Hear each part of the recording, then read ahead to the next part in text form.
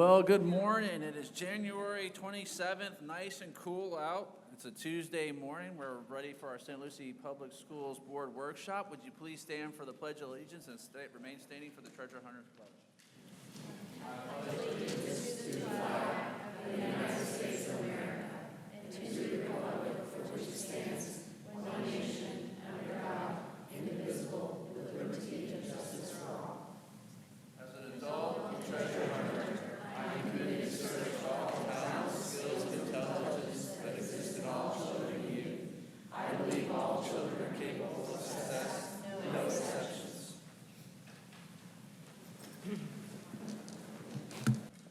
Well, Tallahassee is meeting, and because Tallahassee is meeting, Miss Hawley is representing us in Tallahassee this week, so she won't be here, but she will be she'll be talking to the superintendent and watching this video. So I appreciate Mrs. Hawley's service. At this time, I'm going to turn it over to Mr. Superintendent. Go ahead, Dr. Prince. First of all, I want to thank board members. We concluded our week of kindness and remembrance of Dr. Martin Luther King, and I want to thank our board members for participating in many of the events that occurred throughout the week, and also the parade as well. I wanted to recognize our winners, so to speak, with their floats. And we had first place Bayshore Elementary, second place was Dan McCarty, third place was Windmill Point, and then some certificates went out to FK Suite in Morningside. But a great event, very well attended, and also we concluded the week last week with our HBCU HSI fair. Some of you attended that event, and it was packed with our students. And it was very exciting because we had a number of our colleges that were literally handing out scholarships on the spot to our students. They came looking good. Many of them had prepared, dressed up, had transcripts. They were ready to go, and we'll have a final number of scholarships awarded later, but I just want to thank our team with talent development, Dr. Perry, Kaylee Nemo, some of the folks that coordinate that event. There are a lot of moving parts with transportation, students, buses at the school, and also here at the district office, so I'd be remiss if I didn't thank them. So that is a very successful event that we put on, and I want to thank our universities. We had 20 of them that participated on that particular day. So today we have a few topics we're going to cover.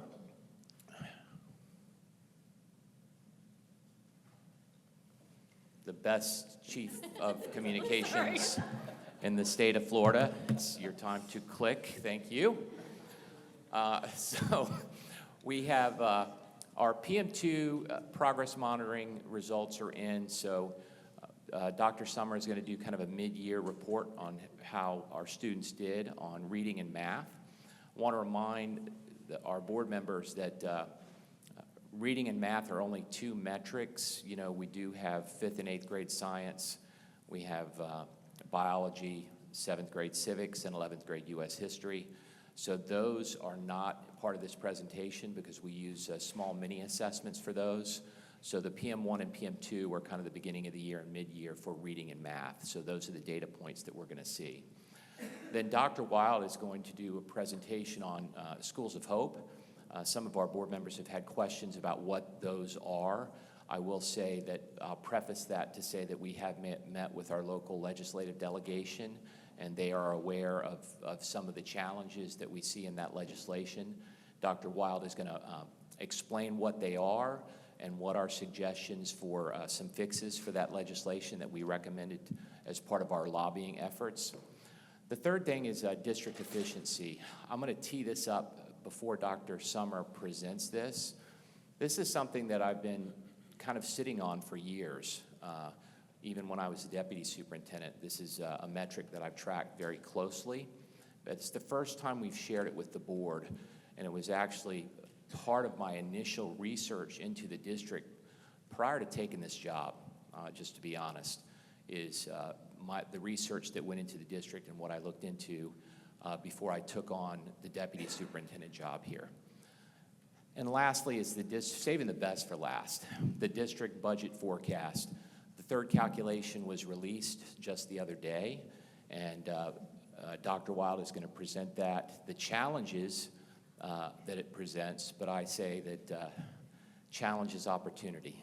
You just have to look at it and frame it that way. So we're going to continue to focus on what is the most important thing, and that is what happens in the classroom. So at this time, I'm going to ask Dr. Summer, whenever you're ready. Thank you, Dr. Prince, Chair Ingersoll, School Board. Good morning, everybody. And as Dr. Prince said, I'm going to talk about our mid-year academic updates, specifically looking at PM2, and I do share this slide about all children are capable of success. We start every presentation with our principals with this, and I'm just very proud of the work that we're doing at this midpoint. And of course, this aligns to our goal one with our superintendent goals about sustaining and accelerating improvement in all of our core areas. So today we're going to talk about PM2, or Progress Monitoring 2, specifically reading and math. And Dr. Prince mentioned it's for grades 3 through 10 in reading and grades 3 through 8 in math. It does not include algebra, geometry, science, or social studies. I did share this with the board a couple of years ago, so I'll share this as a reminder that we are still assessed on what's called the FAST. Used to be the FCAT, then it was the FSA, now it's the FAST, which is based on the best standards, the benchmarks for excellent student thinking. We love acronyms in education, don't we?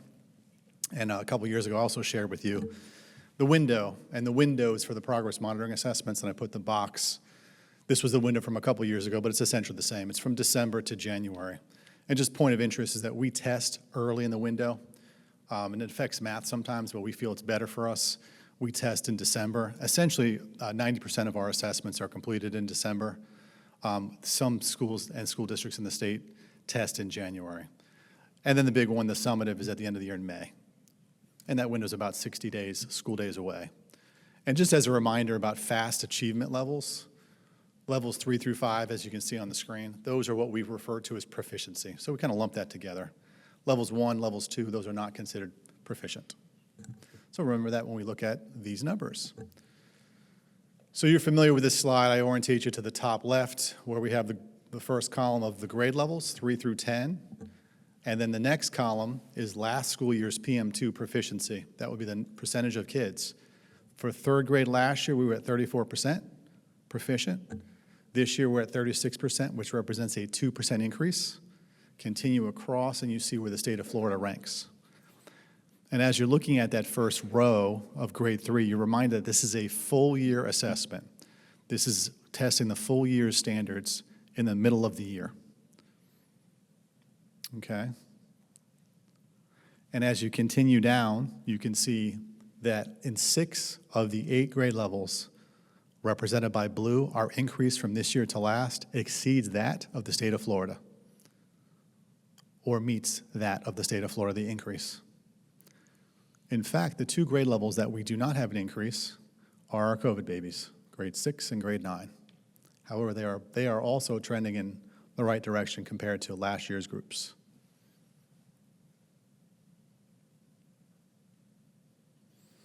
So we're very proud of seeing, as an example, 8th grade is a +8. 7th grade is over 50%, which is pretty incredible if you look at 7th grade. It's up 7% from last year, and already at the middle of the year, more than half of our 7th graders are at reading proficiency.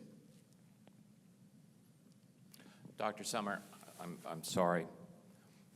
I promised that I would try not to do this as much as I do it. But I also wanted to point out a few things that are not in this presentation. It's funny, Mr. Richardson, thank you for walking in because you were just about to get a text. I was worried because you're always on time. But what I mentioned earlier that you were not here for is this is only going to include reading and math because those were assessed through PM1 and PM2. What is not on here is 5th and 8th grade science, 7th grade civics, and 11th grade U.S. history. And one thing I want to remind the board of is some of our strongest numbers. If you look at this, 5th grade, we're up by 8% in reading proficiency. We anticipate that will translate to higher 5th grade science scores. When you look at 8th grade, we're up by 8%. We expect, increased science scores from last year with that as well. And then 7th grade is our next strongest grade level, and we anticipate on the civics exam we'll have stronger civics scores than last year. So these are very, very optimistic numbers whenever we look at them, and we also look at other assessed exams in these grades. So I feel very, very good about where we're at right now. Sorry, Dr. Summer. No, Dr. Prince, I totally agree. And actually, when you put it together, that gives us an overall 5%. So when you aggregate the grade levels 3 through 10 together, our proficiency at mid-year is 5% higher this year than it was last. And this is just simply another way to look at all the green represents that we are increasing this year compared to last in each of the grade levels. And we're very proud of that. We're also very proud of a number of our schools that have multiple grade levels that have increased by 10% or more comparing this year to last.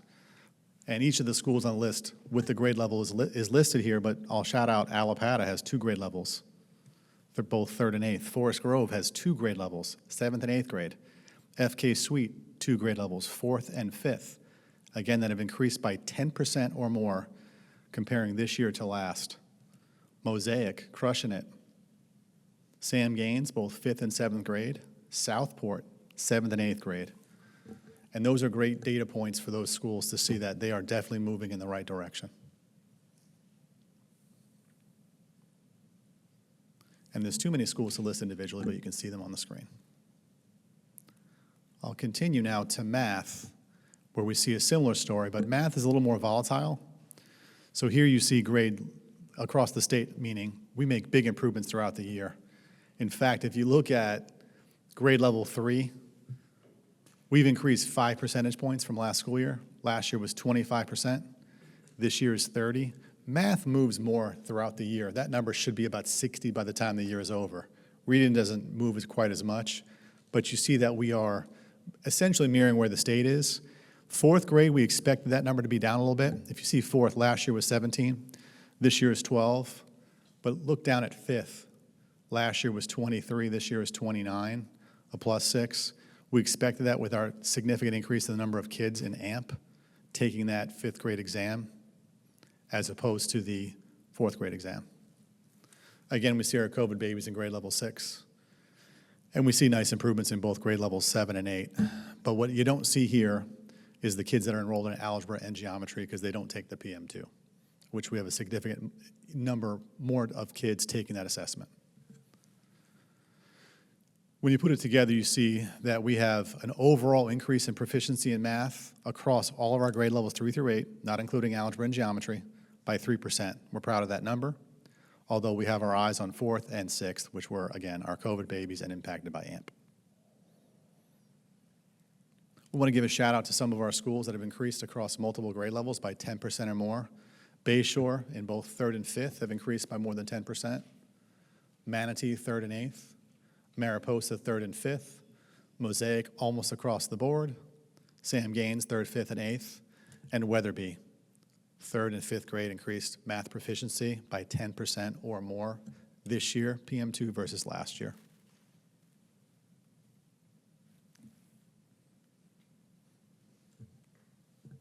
So we create this scorecard at the end of the year, but just as a reminder, it does not include science, social studies.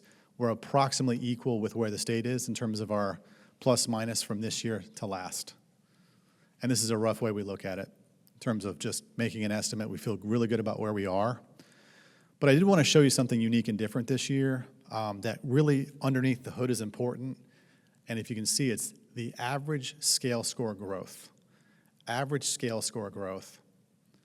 And we actually look at this really closely because if you look at the graphic on the left, you see the kids take the PM in August and they grow and they improve. A scale score is kind of like a percent correct, except it's weighted and complicated. You've probably seen that presentation before.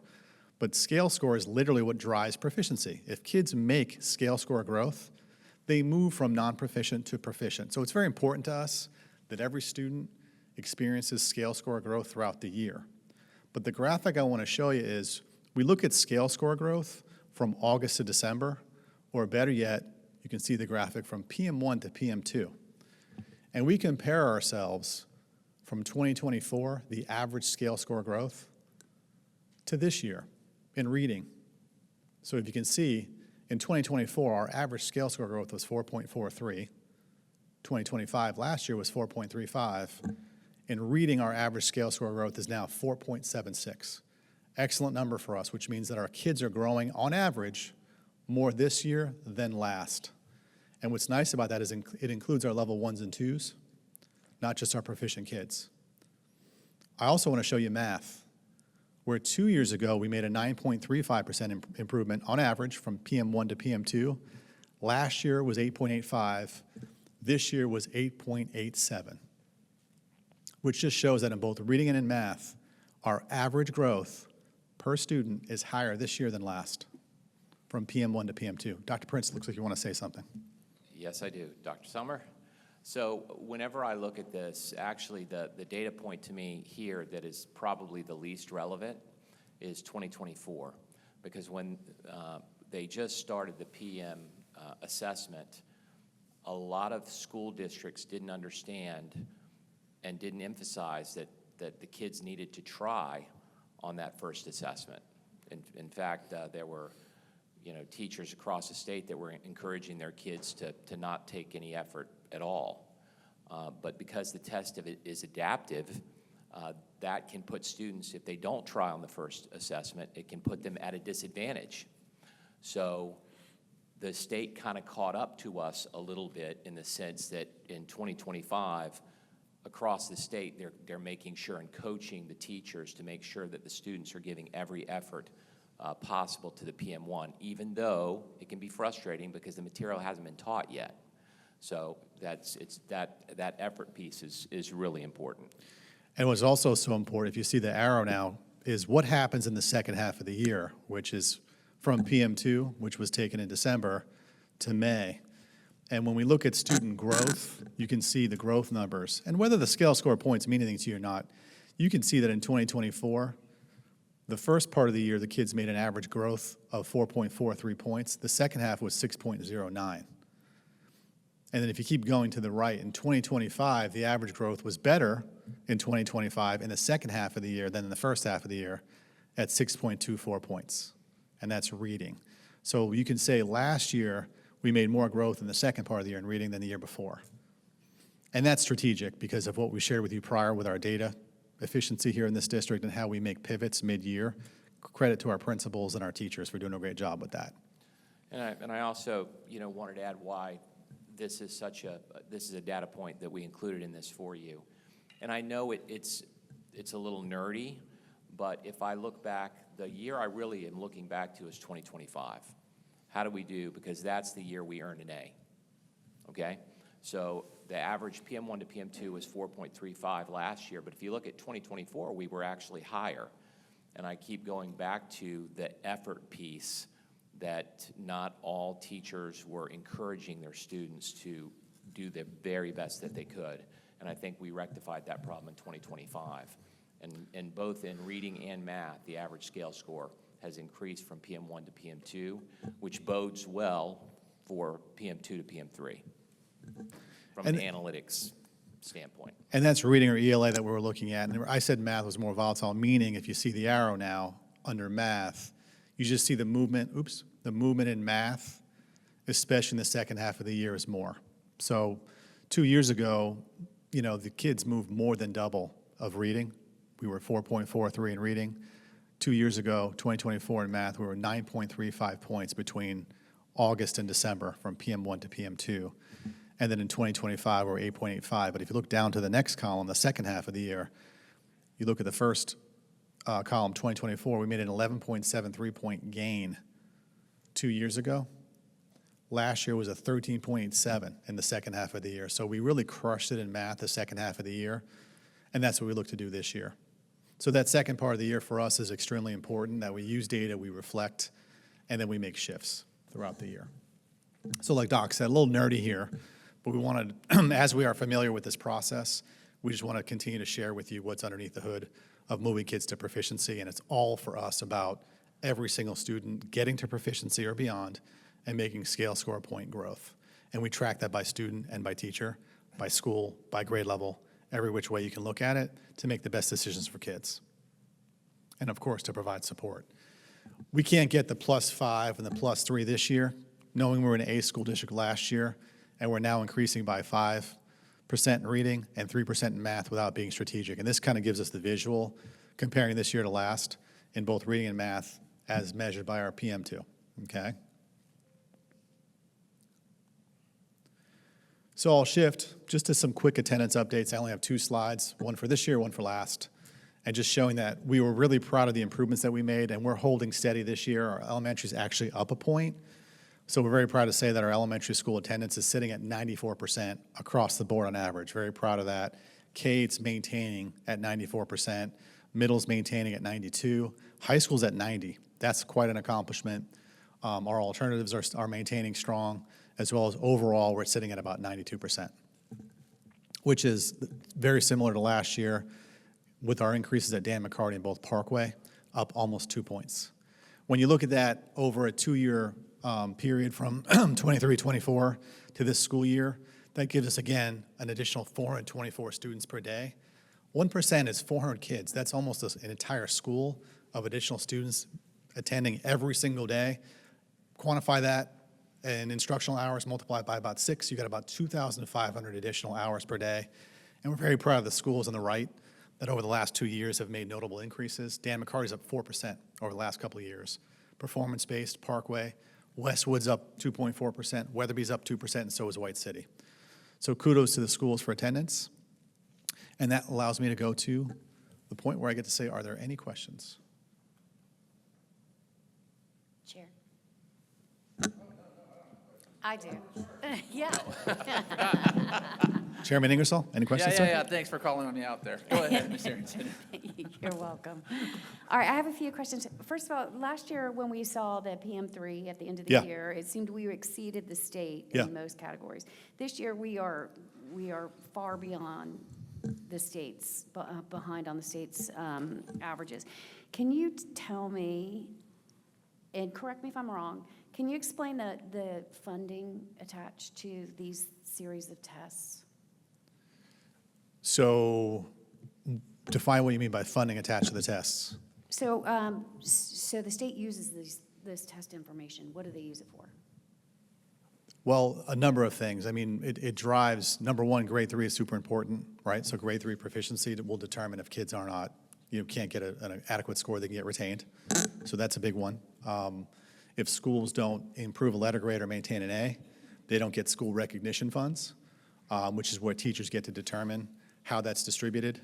And that's done by each individual school site. The amount changes each year. Those are a couple of quick ways. School recognition funds, are they tied to improvement or overall scores? So that would be based on your school grade, essentially, which could include either maintaining an A or moving a school from a C to a B, as an example. There also is different areas of funding if you're under a category of renewal, where if you're a school that's going to, essentially earn a D or an F, could increase the type of funding that you receive. Or if certain subgroups, we call them ESSA subgroups, or different areas of students don't make progress, you're under what's called a watch, which could essentially lead to additional funding to earn your way out of that. Those are essentially the way. So it's really third grade, school recognition, then certain subgroups and/or grade levels that are not considered adequate based on whatever the legislation may be that year, which tends to change. Hope that answers your It does, question. actually. Thank you. Yes, ma'am. Yes, Dr. Mills? Dr. Mills, if you don't mind turning your microphone on. I have more like a comment here. As I look at all the data, and you mentioned about, it may be a little, what did you call the words? Math being volatile. Can you hear me? Yes, ma'am. I can hear you. I don't No, know. TV land can't hear you. Oh, Oh, it's There you go. on. Testing. Yeah, there you Okay. All right, put it all the way up to the mouth. Looking at the data, it's so important for us to see the foundation of it all and what is actually going on underneath the hood. Not just us, but the community at large as well, because so many are wondering, how in the world are we obtaining these graduation rates that we're getting, and our children are doing so well? What are we doing differently? And I would like for you to expound just a little bit more. What are we doing differently? Why are we doing such a fantastic job now in comparison to 7, 8 years ago or more? But the comment I wanted to make was, I see it on a day-to-day basis, the improvement dealing with children after school. and dealing with the children that attend our child care center, most of them are now AB students, most of them. And those that were doing really bad are really doing very well and improving. I know it has to do with a lot of hard work, the principals, the schools, the district, and of course the educators and the teachers. So I see it on a day-to-day basis, and if it's a child that I feel is not getting the attention they need, I will call that school and ask that principal to get involved in that child's life. So kudos to the after-school programs as well. But I know that we're doing a lot to make a difference. Can you just take a little moment to really say, what are we doing differently that the children are excelling so well at this point in time? Sure. And Doc, if you want, I'll grab that one, because I think it's the first slide that I showed, which is, our Treasure Hunters Pledge. And that's our culture. That, that is, to me, number one. And just making sure that that exists in every building and in every classroom, because if you don't have a strong culture, you really don't have much. And then systems, our systems, I think, are second to none. We presented on Power BI, which is our data tracking system. So when you believe in kids with efficacy and use data to really ensure what your priorities are, where your strengths and opportunities lie, you become unbeatable, because we can do a couple things. Number one, we can collaborate. And every Monday, our principals are on a professional development, which is really all about them collaborating with best practices, of course, using data. So when we see a success, and you see those schools like a Sam Gaines or a Weatherby making multiple grade levels increase by 10%, we've created a culture, not just that kids can learn, but I can learn from you, as you being the other principal, and I'm going to adopt the strategies that you're using that are successful and definitely moving kids. So that collaboration is critical. And then on top of that, as a district, our supports, beyond just getting principals to collaborate, but our monthly trainings, our OTL team members literally going out to sites to push in and support coaches, to coach the teachers, to maybe even provide direct support to teachers, administrators, and deans, is essentially second to none. And then our process, we want to create a sense also with our culture of accountability, accountability and support, or pressure and support, to where we are doing multiple visits per school per year to make sure that their initiatives are hitting the classrooms. So we give the support, but we also make sure that, we hold them accountable, and that wouldn't happen. And really, when it comes to culture and systems, we're bar none. And that improves our instruction, because if you don't have the instructional model of releasing control to kids to get them to work at their grade level that they need to be working at, which is challenging students, making it interesting, making it fun, giving them opportunities, then we can't, that's what makes us different. And one more thing I will say is our choice programs and our connectivity understanding of the K through 12 system, of giving kids opportunities to advanced courses, to career pathways, which with our classroom to careers initiative, just really kind of encapsulates what we do. So I mentioned a lot, but I hope you see and kind of paint the picture of what the board's kind of tasked us with, what our superintendents, directed staff to do, and I'm just proud to be, again, a team member on a great team with Thank you, Dr. all the great people. Summers. And I'll add a couple things, and I'll address a couple of comments that a few of the board members made. First of all, I think with our high schools, we don't wait till a student is a senior to say, oh no, they may not graduate. It's all about early intervention. It's about, okay, what are the graduation requirements? It's about making sure we have everybody, adults in the system, that have eyes on students that are struggling, and then what can we do to support those students to make sure that they're passing their classes, they're coming to school, they've got to pass the reading exam, they've got to pass the algebra exam. I also wanted to make a point with regards to Dr. Summer talking about math. Math is volatile simply because of AMP, which is the Accelerated Math Program. Right now, we have approximately 25% of our grades 3, 4, and 5 students taking acceleration, which means they are moving a grade faster than everybody else and are taking that assessment. So many of the school districts, for example, Indian River doesn't offer AMP. They don't offer accelerated opportunities for students in elementary school. We're very aggressive with our accelerated opportunities for our elementary students, because what that does is it creates an opportunity for them. If they're in AMP, they can take algebra or geometry in 6th and 7th grade instead of waiting for 8th grade. Now think about that. We've got students in 7th grade or 6th grade passing the algebra exam. That is a high school requirement for graduation that they passed in 6th grade. So those students, as soon as they hit high school, they can start taking college classes. So we're, when we talk about volatility, we're really being compared in the state, apples and oranges, based on what we offer our kids versus what most of the districts in the state offer to their students. So I think that, St. Lucie Public Schools is very unique in the opportunities it affords our students because our parents demand it. If your child learns at a faster rate than other children, you should be afforded opportunities to take that accelerated opportunity and not, just because you're in 3rd grade, that's your curriculum, or because 4th grade, that's your curriculum. So that's the 4th grade number in math was down. Craig, go back to the scorecard slide real quick. There it is. So that cohort of students is approximately 450 students smaller than the 5th grade cohort. It's because the 5th grade cohort includes all of the AMP students that are taking that, they're 4th graders, but they're taking the 5th grade test. Is that statute, do they have to take the 5th grade test? I'm saying if they're an AMP, that's the assessment they're taking because we're accelerating them. So that I mean, I they're- get it, that's what yeah. they're studying, but Correct. they have to take the test that they're studying, or can they take the test of their grade?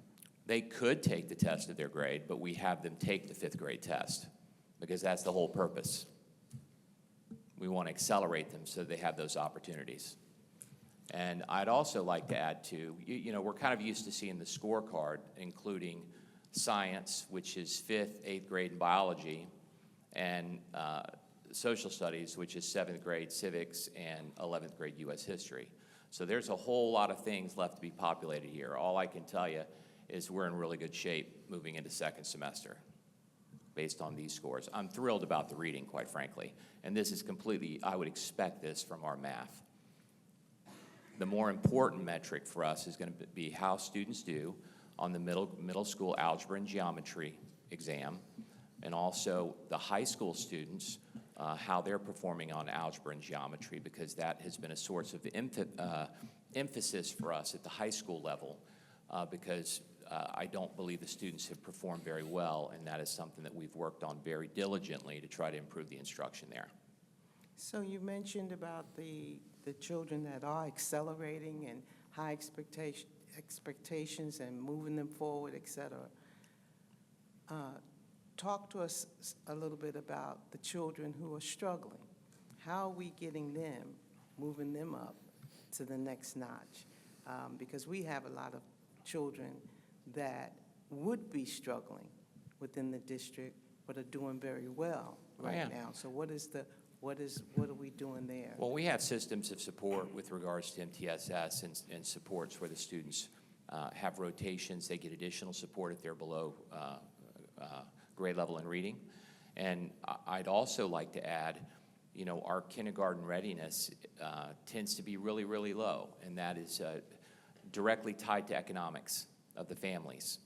So, but what you find, though, as the students matriculate through our system, and by the time they get in 9th and 10th grade, last year was the first year our 9th and 10th grade proficiency was literally identical to the state, which shows you over time, when they're in 3rd grade, our proficiency level is lower, but between 3rd and 10th grade, we catch our students up to where they need to be and then graduate them at some of the highest rates in the state. I think this year we were 11th in the state in graduation rate. And we usually hover in the top 10.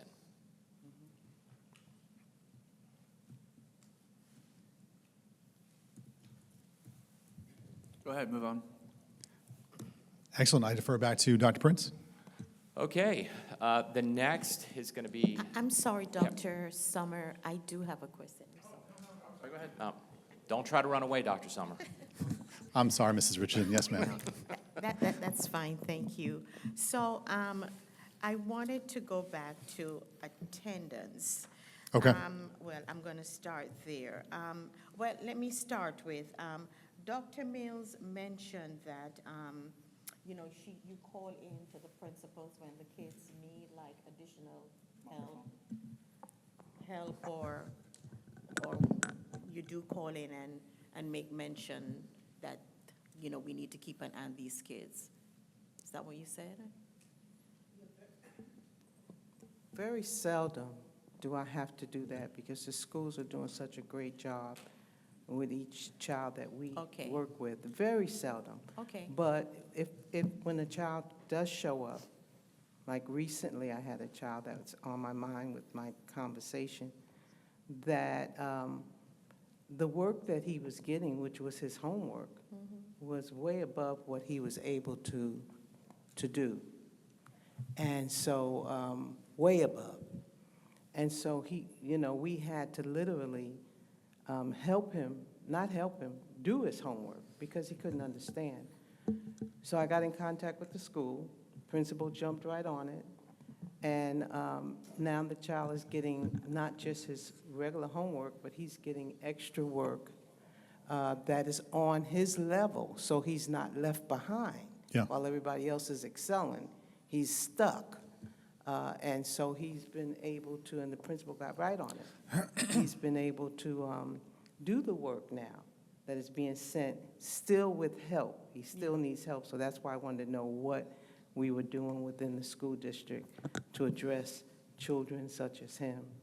And so, yeah, so very rarely do I do that, but when I do, the principal's right on top of it. Okay, I mean, and kudos to obviously to the principal that they are, but I guess my question is, like, you're a board member, so, I think that's the expectation. However, if I were, like, a Head Start or somebody that's not sitting on a board, can we call in? What is the protocol then if we have,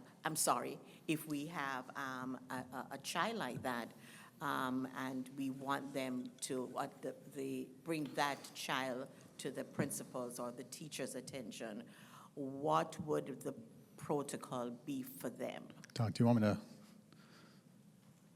Yeah, I mean, Dr. Prince mentioned multi-tiered systems of support is huge for us, as well as using data points. I think what's worth mentioning is scheduling.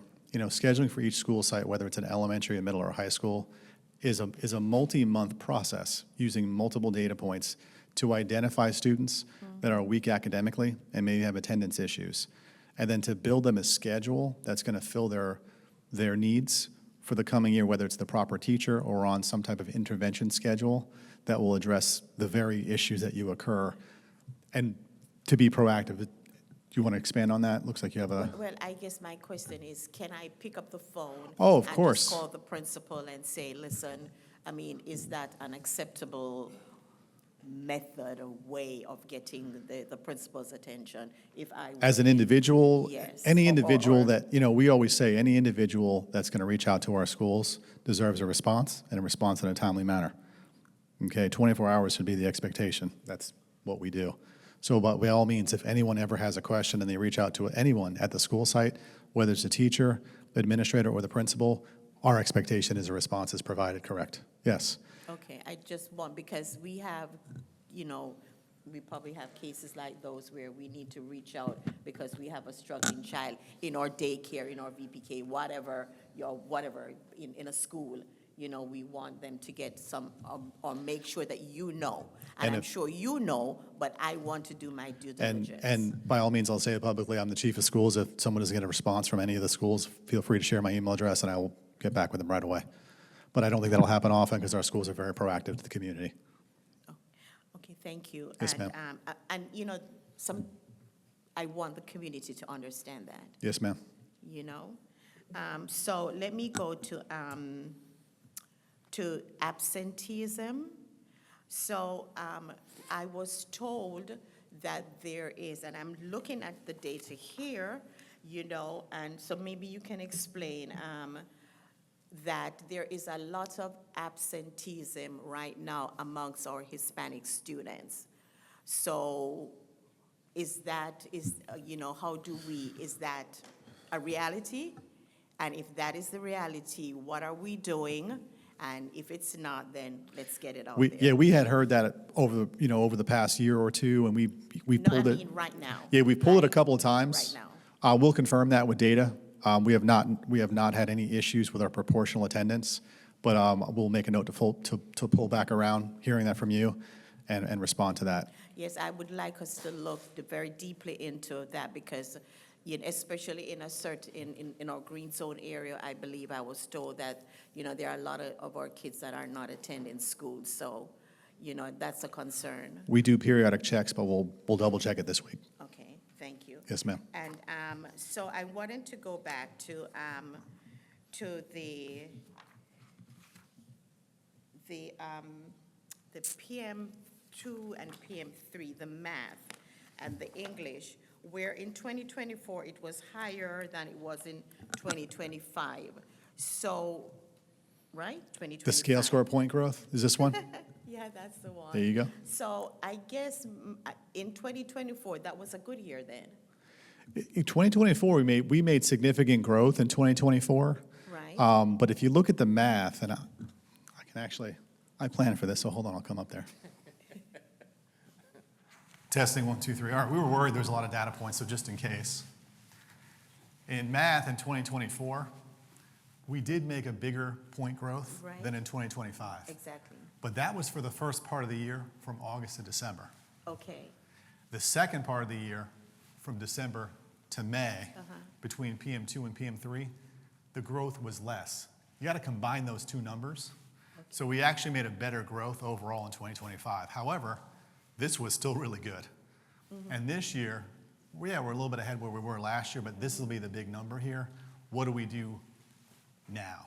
okay. So for me then, I guess it's the end of the road. It is the PM1 and PM2. I know those are things that we have to look at. Yes. But at the end of the day, it's a PM3 score that counts. Correct. Okay. Yes, and we've done correlation studies. The better the start, but typically the better the finish. Because So- that's a little confusing. It's like, okay, well, we're doing good, but we're not doing so good, Correct. but it's that Same thing with reading. We were a little better 2 years ago than last year, but the second part of the year, we made up for the difference. okay. And may I also add that PM2 to PM3 last year, that 13.87, we ended up with the highest math increase in the state at 8%. So we had an exceptional year, and like you said before, earlier, it's not how you start, it's how you finish. And I think that we're poised to make the same kind of a jump. The other thing that Dr. Summer didn't mention is the number of days that the window's open. You want to talk about how we test our students very early in the window? Yes, sir. As opposed to later in the window? Yeah, so the window's open from early December to essentially, mid-January, almost late January. And some schools, especially in math, it becomes a big deal. Some schools test math mid-January, and kids have received a month more of instruction, and they learn more about fractions in fourth grade, as an example, because it's a full year test. So that does impact us, but we feel the value of testing early to be able to see what we're doing, and to keep it consistent with years past outweighs just kind of padding our stats for PM2. I did mention that in the beginning, Dr. Prince, I promise.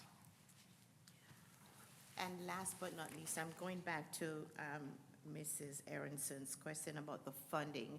So when you become an A school, or when you get all of these different increases or incentives for excellence, let me say it that way, that money goes directly to the school, Correct. and it's used for, It's teacher recognition funds, and the the individual school. Helen, I don't know, do you know the specific rule? They've got to vote on it by a certain amount of time. Yes, they have till February 1st. Go ahead and use the mic if you want, or sit oh, here. that's when you become an A school. No, you can increase your letter grade. School recognition goes if you go from a D to a C, C to a B, any grade increase, or if you remain an A. The only funding attached to the PM3 results, and there's nothing attached to 1 and 2. The only funding attached is the total school grade, combines all the tested cells. If the school grade is an A or improves 1 letter grade or more, Then the school earns school recognition dollars. They have until February 1st to decide as a faculty and staff how they want to utilize those funding sources. They need their school advisory council to approve or also to weigh in on that decision, and there's only certain categories that they can utilize those funds for. It is predominantly used for recognition bonus money for the faculty and staff. That is the main purpose and use of those dollars across the state. So the faculty and staff those are the teachers only? No, that is a Depends. school-based decision. Okay. The faculty and staff decide within each school separately how they're going to split up the funds. And every school culture is different, and they all decide differently. And it's very much dictated by statutory language, how that money can be used. And this is the one that if you don't use it or decide by a certain time, it's decided for you? Yes, if you don't decide by February 1st, all of the money is used to pay bonuses to the teachers only, and only the teachers that are there that current year, Okay, not the previous year when the school grade was earned. thank you. Those are my questions, Dr. Summers, thank you. Thank you, ma'am. Chairman? All right, now we've got Dr. Wild with the Schools of Hope. Good morning, everyone. Tori Ingersoll, board members, Superintendent Prince. I am going to be covering the Schools of Hope initiative, which has been something that has developed over time, but there's been a lot of concern across the state with Schools of Hope this year in particular due to some recent changes. And so I'm going to go through it to explain the history so that you get an understanding of why this concern has generated across districts, including charter schools. If you look up Schools of Hope on the DOE website, you'll find this definition, and this was the original definition, and School of Hope is actually a charter school, but it is operated by a Hope operator, so it is different than what we currently see in terms of charter schools. And in the original rule for a School of Hope, they must have been located in the attendance zone of a school that is persistently low performing or within 5 miles of that school, whichever is greater. So essentially, the whole intent was for that School of Hope to serve the students that are attending a persistently low performing school. And then a Hope operator, you can see the definition of that, how it's different than a charter school, is that they have to meet a criteria and be identified by the Florida Department of Education, designated as a School of Hope. It did start in 2017, and the stated purpose, still on the DOE website, is to attract more charter schools to the state of Florida from outside of the state. And currently there are 6 Schools of Hope designated in Florida, and they're listed here. See, Mater Academy is one of the more active ones. KIPP, New Jersey, they're all listed right there. Success Academy is one that is moving more and more to Florida. What has changed since 2017? Several things, and they relate directly to Schools of Hope. First is the definition itself of persistently low performing has changed multiple times. The area that a School of Hope may locate in is now pretty much unrelated to the low-performing school. And I'll explain that in just a second. And also what changed this year in particular is now a School of Hope can co-locate in an existing operating school. And that has caused a lot of concern across the state. So a persistently low-performing school, prior to 17, we did have 100 lowest performing schools. It was just a ranking among elementary schools. And then that expanded in 2013-14 to include 300 schools. And then that changed completely, and you can see in bold letters there. In 2016-17, they did define persistently low-performing school as earning 3 consecutive grades lower than a C. And that wasn't just elementary schools, any grade configuration. And so basically that is saying D and F schools. If you are stuck in a cycle of earning Ds and Fs, that was considered a persistently low-performing school.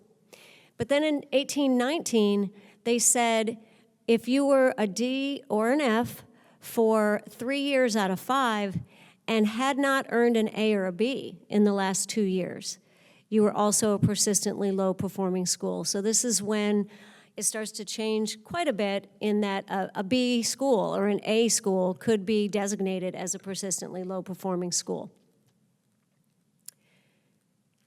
The new definition as of 25-26, so this year, is the first one that I already said. A D, you get a D or an F 3 out of the previous 5 years, and you haven't been able to get a B or an A in the most recent 2 years.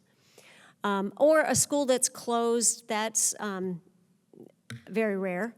Or a school in the bottom 10% in either 3rd grade ELA or 4th grade math. So they've expanded the criteria beyond just D and F schools. So what else has changed? That's where they can locate. So just a reminder, they used to have to be located within 5 miles of a persistently low-performing school. Now it has expanded in 2 ways. The first is that they can be within 5 miles of a persistently low-performing school or within 5 miles of a Florida Opportunity Zone. An opportunity zone, that language was added in 2019.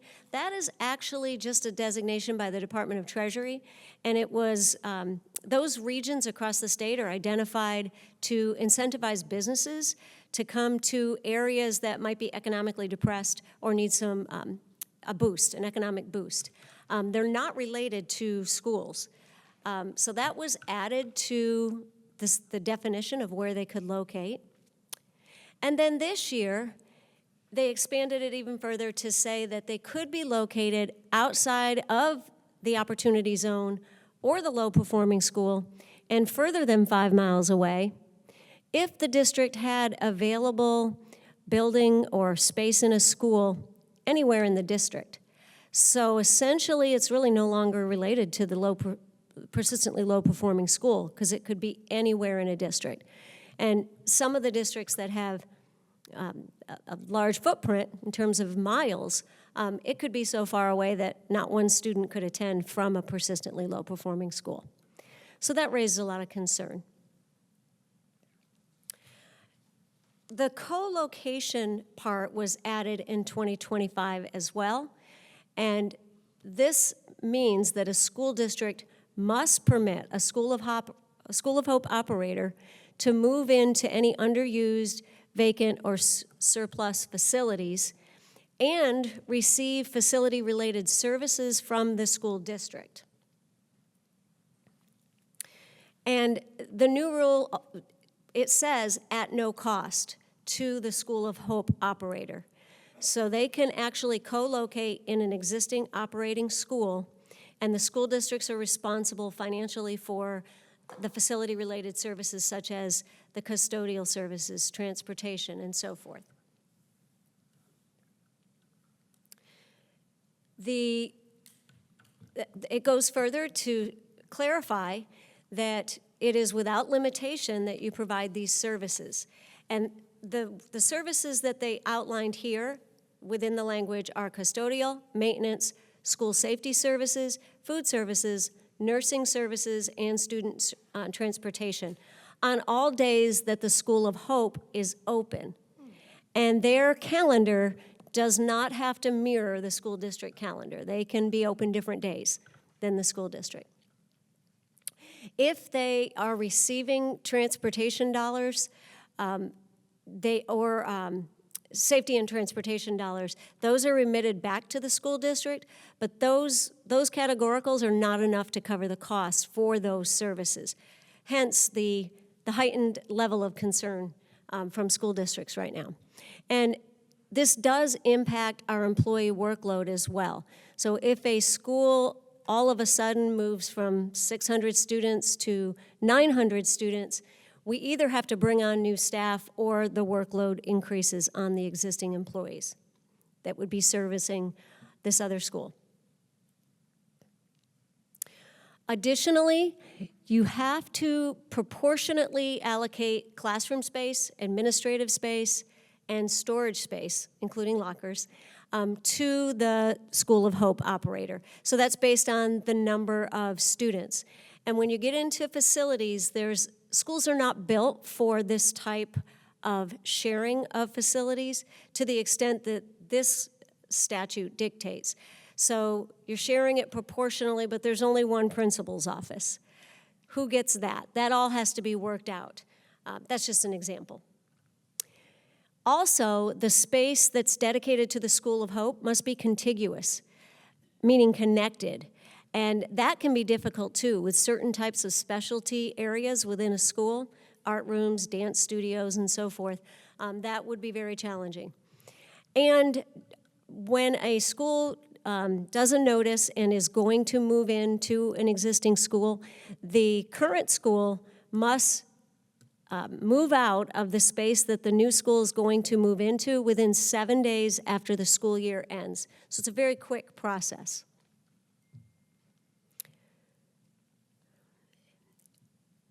Probably a little bit more challenging is sharing of the common space within a school. Cafeteria, the gymnasium, recreation areas, parking lots, storage spaces, auditoriums, and there cannot be any limitations on this. So that has to be worked out in the management plan between the School of Hope and the school district. However, it does also say that the School of Hope students must have access to the cafeteria during traditional lunch hours. And that could be quite challenging if you're trying to keep the students separate within the school building, because I know all of you have been to our schools during lunchtime, and you see how the students funnel in, and one table empties, the next table comes in.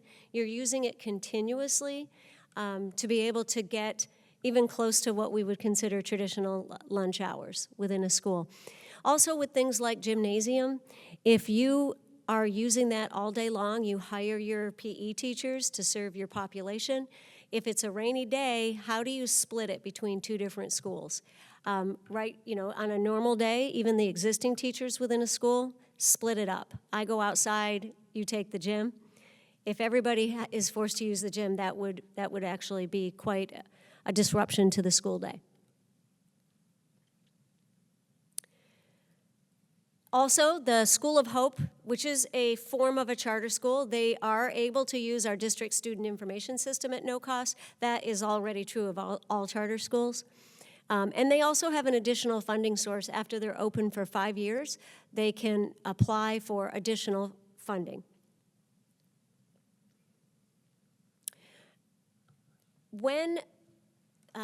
As related to the new changes related to Schools of Hope, they did establish November 11th as the date that School of Hope operators could send out their applications anywhere where they intended to co-locate. And there was an outline process that is to be followed by designated School of Hope operators. So what happened on November 11th? 690 applications went out on that one date across the state. Multiple charter schools and School of Hope operators sent out these building notices to 22 school districts. In those notices, they identified 475 unique schools. 47 of the schools they wanted to move into were actually schools of excellence, which means continued A status. However, at least 454 of the 690 were not from designated School of Hope operators. So they were denied on that basis. Those were not qualified schools that were able to apply. 236 of them were, and those are all in process at this time unless they have been denied. And just going back to the concept of denying, you really can't, there's very little for which a school district could deny, and it's called material impracticability, which is not defined in the statute. If you look at this is the distribution of building notices that went out that day, and you can see most of them were desiring to co-locate in existing A, B, or C schools. Very few were actually in D and F schools. Some additional information I mentioned, you can only deny based on material and practicability. Does a School of Hope school have to ask for another school of the same type? No. A high school can ask to move into an elementary school and vice versa. How is the available space determined? Right now, it is determined based on the FISH report, which is the map that outlines what the space is to be utilized for versus the number of students in the school. Because this passed so quickly, there was no time for people to review their FISH reports, add things, and there are some things that are not reported on the FISH report, such as VPK classrooms. Those are not on the FISH report. If we have contracted with somebody to use the space, that is not on the FISH report. So those things were not considered in this original legislation. Some of the concerns raised, this is not all-inclusive, is number one, that it did expand this, especially this year, it did expand around the original intent around Schools of Hope. So one of the things that we've been asking for them to take a look at the state level is going back to narrowing where a School of Hope could be located based on persistently low-performing DNF schools, and remove the opportunity zone language altogether, and also the language that allows it to be anywhere in a district where there might be some space. Also, there is nothing in there that allows a school district to essentially evict a school if they are not following state safety laws and they're putting students within the building at risk. You know, we have very tight systems now. We do very well, as you know, on the state safety inspections. And these schools would be trained and held to the same expectation. However, we don't have authority over a charter school. And so that's concerning if they're sharing a building with our existing students. And then also, there is no definition provided for what you can deny, and the FISH report definition of space is too restrictive. So we would like them to take a look at other uses, such as when space is being used for affordable daycare or pre-K, VPK specifically.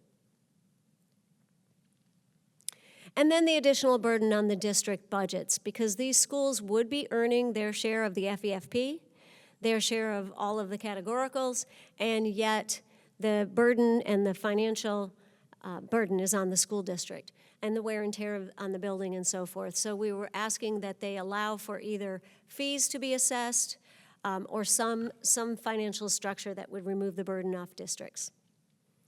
I will tell you, though, yesterday there was a DOE-hosted webinar. They are working on this board rule right now. I did attend that webinar. They are going to come out with new language. They did not have it available yesterday in the webinar for us to give feedback on. So basically what yesterday's webinar allowed was for districts to send our concerns or our questions so that as they're in the process of new rulemaking, they may be able to address some of those if it doesn't violate the statute directly. They are expected, they said they would be publishing their draft language by the end of this week, and so we will take a look at that and provide feedback. And then they stated that their intent is to have a new rule on the February 20th State Board of Education agenda. Right now that is scheduled for February 20th in Key West. And that is what we have to share today regarding School of Hope. Do you have any questions? Questions, board members? Dr. Mills? Yes, sir. With the School of Hope, I want an understanding in regards to the schools that are persistently low-performing schools. The School of Hope are able to get all of those students in that particular school? How does that work? No, they can serve any students. They're supposed to give preference to students that were zoned for a persistently low-performing school. But if none of those students want to attend, they can still open and serve any students that want to attend. So if there's available space 90 miles away from a persistently low-performing school, currently they can move into that location, and they wouldn't be serving any of those students. But that is the intent, that they serve those Okay, students. so that school, that low-performing school is not closed down, it's just that the Schools of Hope can recruit their students and other students that live in that particular zone. That is absolutely correct. And then they can go to any zone, at any school that the School of Hope has been approved to be able to share. The School of Hope could serve any students. Yeah. But yes, the persistently low-performing school wouldn't be shut down unless the school district chose to take that And direction. so the public school has to have room in the school to be able to take this School of Hope and allow them to share. Yes, Just wanted to clear it. yes, on they that. would have to have room, available space. So I just wanted to, first of all, I don't think that legislators go down a path to where they have badly intentioned legislation. I think all legislation from our legislators are well-meaning and well-intentioned, but sometimes it's the law of unintended consequences when certain things we don't think through. So, you've got districts in the state of Florida that, you've got all this square footage in schools, and there's maybe 100 students enrolled at the school, and it's paid for by taxpayers, and it is an underutilized facility. And these charter operators, it's an opportunity for them to utilize that space, and I think that maybe that's what it's intended for, okay? But what it's not intended for is, for example, because this would apply, and I'm giving you an example of an extreme under the current rules. Legacy High right now has capacity. They've got no senior class. So if I was a School of Hope operator, I could say I want a proportional share of that school because it's being underutilized. Now, there is no mechanism under the current legislation for us to say no. So I think that that's one of the reasons that, the superintendents expressed concern about it, and I think the legislators are listening. I know our local delegation, they want to fix this legislation so that it's the way it's intended is going to be the way that it's implemented. But I think that initially, because it was passed so hastily, that a lot of things weren't well thought out. And I go back to the eviction. If I've got a school co-located, we have every quarter we have an executive session on safety, and they get into the minutiae of how many unlocked doors did we have across campus, and they hold us accountable for that. And just imagine if you've got a co-located school, and what happens if they don't care about the safety of your students, they don't do threat assessments, or they leave the doors unlocked. How do we evict them if the safety of our public school students are compromised? So those are the kind of things that we've tried to work with our local legislative delegation on to try to fix some of the issues that we've had with the legislation. Did I accurately say that, Yes, Dr. Weil? yes, very accurately. I actually did. Dr. Mills, are you finished? Yes, I'm finished. Go ahead, Dr. Thank you. Ms. Richardson. Thank you. So security was really one of my the questions, because at this rate, we couldn't, there wouldn't even be a way to monitor. We'd have to have so many monitors to make sure that the doors are locked, or the things that we need to do that are in place are actually being done. So security was definitely one of a concern. And the DNF schools,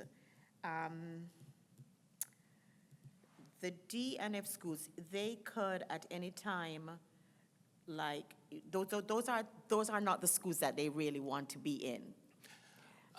Because the opportunity schools, the A, B, and C schools are the ones that that's the area that they really want to be in. And to be fair, that's what the data suggests. I can't speak for the charter operators, but I'm just saying that the slide that Dr. Wild showed is the letters that were received identifying the schools. I don't think there was a single F school on there. There were a couple of D schools, but they were A, B, and C rated schools. that received the letters from the charter operators. Right, this one. Right. This, Yes, ma'am. okay. And to be fair, you know, part of one of the things that I wanted to address with the legislation is to go back to the initial intent of the schools of hope, which were to function in areas where we're not doing a good job. Hey, you know, 10 years ago when I got here, we had 9 DNF schools. And if we can't fix that problem, then it should be fair that if somebody else can come in and do it, then, you know, I respect that. I'm completely okay with that. But we've resolved those issues in this district. We don't have any DRF schools, and what I would desire would be the legislation to return to that intent where they would operate in the areas that public schools are just simply not getting the job done. And I'd like to think that we are getting the job done here. So that would be my desire. Now, my desire and reality are two different things. But to your point, Mrs. Richardson, you're absolutely correct. But I would think that outside of the DNF schools, which I do believe that if we have DNF schools, then it becomes our duty to bring those schools up to A, B, and C schools. But separate and apart from that would be that if they're going to want to take over a school, it would be a school that's empty or halfway empty or whatever in term, as opposed to being a DNF school. You That know, is- if we have the space and, you know, and at that rate, I would think that if you're going to pay, you have to pay to be wherever you are right now, that you would have to pay, because it's the same taxpayer dollar that we are going to use for you. So you have to pay to be able to use the facility or at least contribute something to the facility. That is another legislative priority, that if they are going to, if a charter operator is going to use the facility, then it's like anything else. They should have to bear some of the financial burden of that. That doesn't make any sense to me, and I don't think it makes sense to the public if a charter operator is going in, they're operating a school, and then the district is having to accrue the costs of the maintenance, the air, even potentially the security, custodians. Those are all things that I don't think were necessarily considered when the legislation was initially passed. But I do think that the legislature, to be fair, everything that we're hearing from the folks that are in Tallahassee is that these are priorities for them as well. And I want to be fair, because I think that they recognize and are attempting to fix some of the loopholes in the legislation that you just mentioned. Okay, so it's a good thing that we're having this conversation, because I think that rather than have, they're trying to do this, the school of hope, we have to know that there is hope, that we're trying to fix this. Yes. We're trying to fix it. So, so this is good conversation. If anybody's listening, bless you. If anybody's listening, that they are hearing that we're not just sitting on it, that we're doing something to and so when that time comes, then you'll have something to give back to us, Yes. and then we can strategize and Yes. see where do we go from here.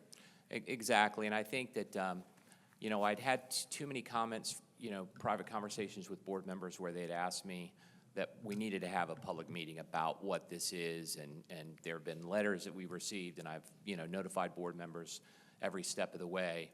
But I also, first of all, do I think it's flawed legislation? The answer to that question is yes. Do I think that the legislators understand now what some of those flaws are? The answer to that question is yes. Have we had productive conversations with our local legislative delegation? Absolutely. So I want to be fair. They're in Tallahassee right now, and I will certainly update the board to what I anticipate will be some adjustments to this. In fact, Dr. Wild just watched a state board rule hearing yesterday to see if they were going to make any, adjustments, and we didn't get a whole lot out of that, did we? Well, because they did not have draft language Yeah. yet, but we were able to, in the comments, I submitted 8 or 9 suggestions / questions, and so did other districts across the state. And they told us the different methods that we could use if we have additional suggestions once we see the new language. So we will be paying close attention to that, and we will be providing feedback.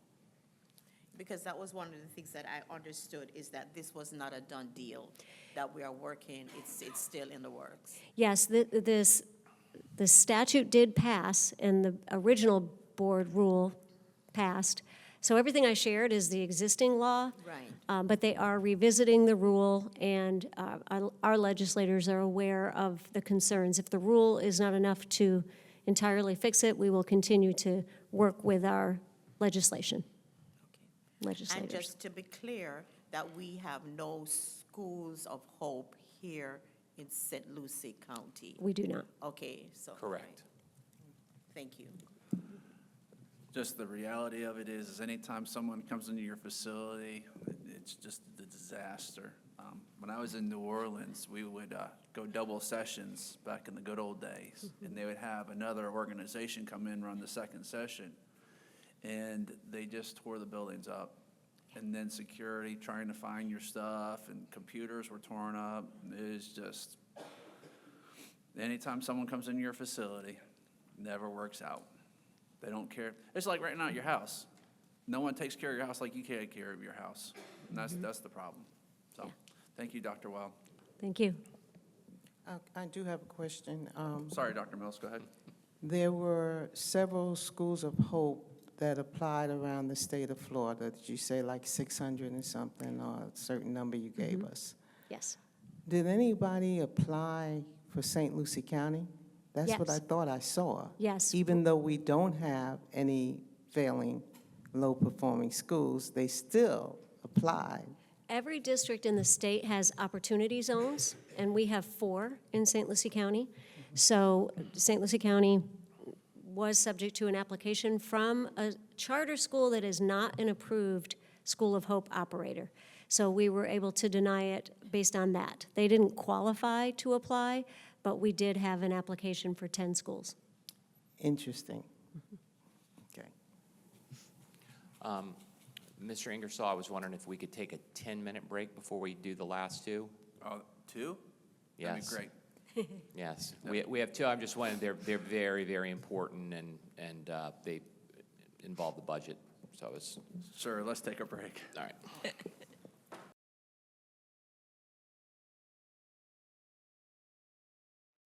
We're back. We're excited to listen to 2 more things. All right, so we've got Dr. Summers going to present on this. I want to kind of back up a little bit, and you know, I arrived in the district in 2015, and whenever you make a job change, especially as significant as the one that I was considering, 2 years previous I had made a job change, and I left Palm Beach County and went to Orange County, and then the opportunity presented itself when Superintendent Gent was hired here. You know, he offered me a job to come and work here, and that included coming and touring. I've never been in St. Lucie County other than just passing through on I-95 or the Turnpike, so I never really spent a considerable amount of time here. So I did come and visit, but also you do your research online, and you look into the school district, and some of the things that were interesting is the online research. In 2004, and I asked, and Mr. Ingersoll was elected in not 2004. The district was recognized for district efficiency through OPAGA, which is the Office of Program Policy Analysis and Government Accountability, and they received the state seal of recognition for best financial management. The district has always been very lean, and I say that by experience because prior to being here, I was in Alachua County, and then I went to Palm Beach, and then when I went to Orange County, and there's so many different ways to skin a cat, all right? And what I'm saying is every school district and every school has its own DNA. You know, you've got different people serving different roles, but the same things have to get done, all right? It's just how the district mobilizes and gets those things done, and sometimes they're by different roles. different jobs, different functions. So I want to be fair before we have this presentation because, you know, our district manages itself, I would say, through a very cost-efficient model where, you know, when I was in Orange County, when I arrived there, I marveled at the number of assistant principals I had at the high school, and not only assistant principals, I had deans as well. And I'm like, oh my gosh, this is a different experience than I had in Palm Beach County, where I had fewer resources but different resources. So when I arrived in St. Lucie County as the deputy superintendent and working in the district office, I realized there's not a lot of people here. You know, we're supporting the entire school district, and there just wasn't a lot of district administrators. And then when we look at our allocation process, even school-based administrators, the responsibility of our principals and assistant principals is just enormous. And I can't give them enough compliments with the amount of work and responsibility that keeps getting added to them that they have to do.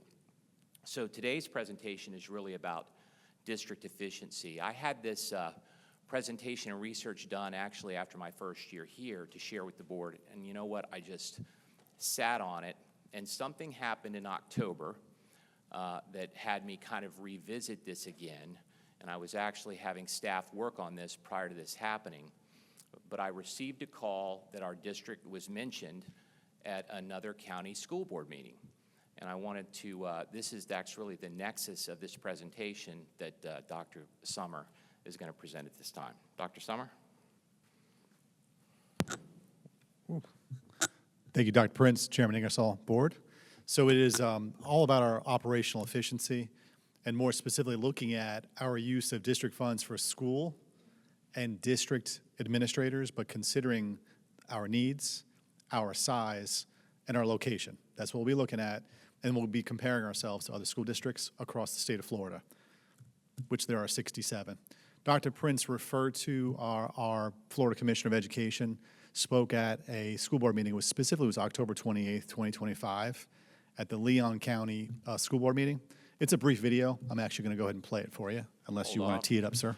So first of all, the commissioner has gone to board meetings, local school board meetings, which is a little different, but in some of those board meetings, he has gone and leveled some criticism based on a number of topics that are being discussed statewide. So this particular one was in Leon County, which of course is in Tallahassee.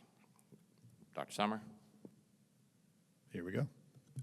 Welcome, Commissioner Stasi Kamutsis, and Commissioner, will give you the opportunity to speak before the rest of our persons to be heard, and thank you for being here tonight. It's an honor to have you from down the street. Yes. Thank you, Chair Cox. Good evening. Good evening, members of the Leon County School Board and Superintendent Rocky Hanna. I'm here this evening because the Leon County Schools continues to demonstrate a need of improvement in leadership, both at the district level and with certain members of the school board. Despite Governor DeSantis championing over $6 billion, nearly $6 billion over the past 6 years, this district continues to hold up teacher pay increases. Just last year, more than 6 months passed before teachers were able to see a pay increase in their paychecks. And just this year, $1.36 billion was dedicated solely for teacher pay increases, which is an increase of over $100 million from the year before. Instead of Leon County learning from its past mistakes and making sure at the beginning of the school year they had a plan in place to be able to prioritize teacher pay, we are in the same boat we've been in year after year. And this year's budget also provides $15.9 billion in funding for Florida's K-12 public school system. That includes the highest per student FTE at over $9,100, which is an increase of nearly $150 per student. One would expect that the Leon County School Board would allocate these funds responsibly to support teachers and enhance student outcomes. Instead, it appears that much of this funding is being used to support executive pay raises rather than classroom instruction. In fact, several administrators at the district level received raises exceeding $10,000 annually. Leon County also maintains a disproportionately large executive and administrative staff compared to other counties. I looked into other districts and randomly chose St. Lucie County, for example. St. Lucie County serves nearly 49,000 students. That's more than 20,000 students here in Leon County. In St. Lucie County, they have 208 executive staff and administrators. Do you know how much we have here in Leon County? 217, for a district that has 20,000 students less than St. Lucie County. This imbalance highlights a troubling trend that district executives are prioritized over our teachers. So, you know, the reason I wanted to share the video is when this occurred, I received a number of phone calls with regards to what is the source of that information. Like, you know, whenever you get a kind of a statewide, when you're called out for something, whether positive or negative, there, you know, it creates conversation as to, okay, where is this information coming from? And the source of this information is the crux of Dr. Summers' presentation with regards to how we utilize our resources. And in all due respect to, you know, the 66 other districts across the state, you know, every district decides how they're going to prioritize how they use their dollars, and sometimes different positions or different responsibilities or roles within a district take on the responsibilities of what needs to get done. So I just want to be fair before we get rolling here. But I'd like to say that St. Lucie Public Schools, we pride ourselves on putting almost all of our resources into classrooms and classroom teachers. And so that's the question, is how efficiently does our school district operate, specifically when looking at similar districts with enrollment, economics, and then considering performance. You know, what are you getting out of what your investment is, and in terms of spending on administrators. And this is the publicly available file that the commissioner was referencing. There's the source. It's looking at 2024, 2025 data. So these numbers are based on last school year. Just consider that when we look at it. And also we're focusing specifically on comparing apples to apples and looking at the following. I'll define some terms. Full-time administrative staff for school-based is looking at principals and assistant principals. Non-school-based is, again, district administrative staff that are not assigned to a school, like officials, administrators, managers. We call them directors, executive directors, things like that, okay? And we want to define what efficiency is relating to the number of students. So efficiency is the number of those said administrators, school-based and non-school-based, per 1,000 FTE, or students, which I'll define in a second. So if your number of efficiency is 5, that means that your district has 5 administrators per 1,000 students, okay? That makes it fair based on the size of your district. It's based on the 1,000 students. So if you look at a 5.0, gives you 5 administrators per 1,000 students. A district with a lower number is green, right? That's more efficient because you have less administrators per 1,000 students. A district with a higher number, the red, is less efficient. A higher number means you have more administrators per 1,000 students. Make sense? So I know your brains are going to, okay, what is our number in St. Lucie County? I direct you to the slide that says district administrators or non-school based per 1,000 students, we're at 1.02. School administrators per 1,000 students, we're at 2.5.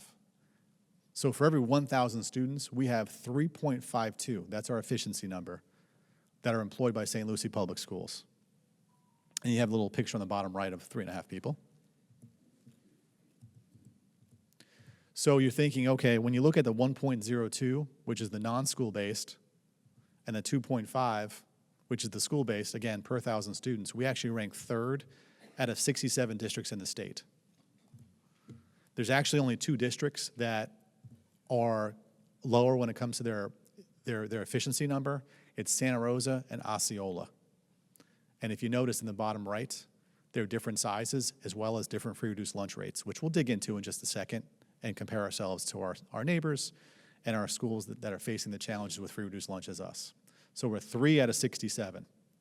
First off, let's take a look at our local and adjacent school districts. So this is a data chart I'll point you to.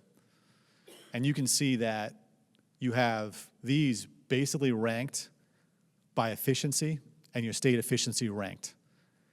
Comparing us to our neighbors, St. Lucie, Broward, Brevard, Palm Beach, Dade, Martin, Indian River, look at the efficiency column of 3.52. We are the most efficient compared to our neighboring and adjacent school districts, which gives us the best overall rank. You can see each of the districts rank in the far right column. St. Lucie is third, Broward is sixth, and so on. And again, that is out of 67, okay? In fact, when we compare ourselves to districts that are about our size, so each of the districts on this page are about the same size, about 50,000 students. How many additional administrators do they have? These are actual data points from the file that I referenced earlier. So again, we're even. So St. Lucie, we have our administrators, and our non-school and school base is 190.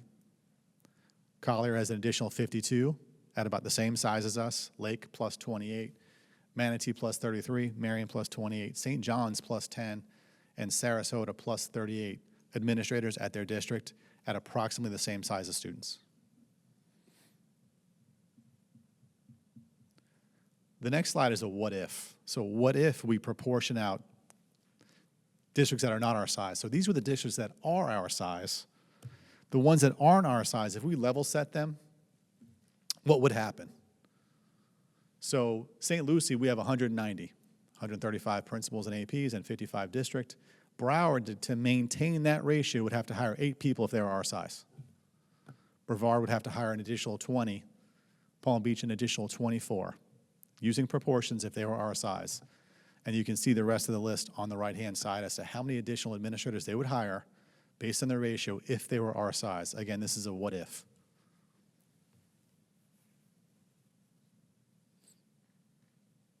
Okay, I'll continue.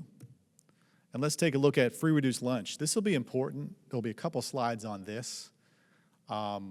We rank this slide by efficiency right here. So you see that all the school districts, which are our neighbors, are ranked by efficiency. Again, here's the ranking of this, and you see us at the top, the most efficient.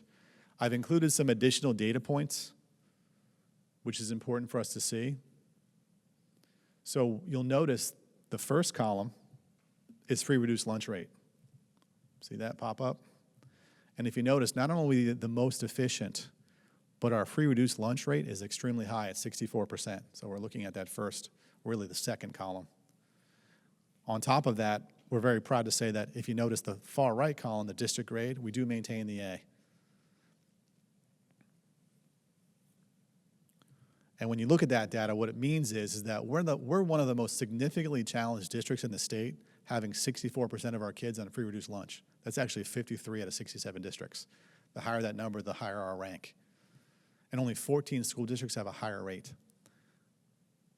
Overall, we're the third most efficient, which is very proud. And with that A rating, it just shows St. Lucie Public Schools does more with less. Let me dig into how much more we do with less. So I have a few highlights. There's a lot of data on this page, so I'll go relatively slow.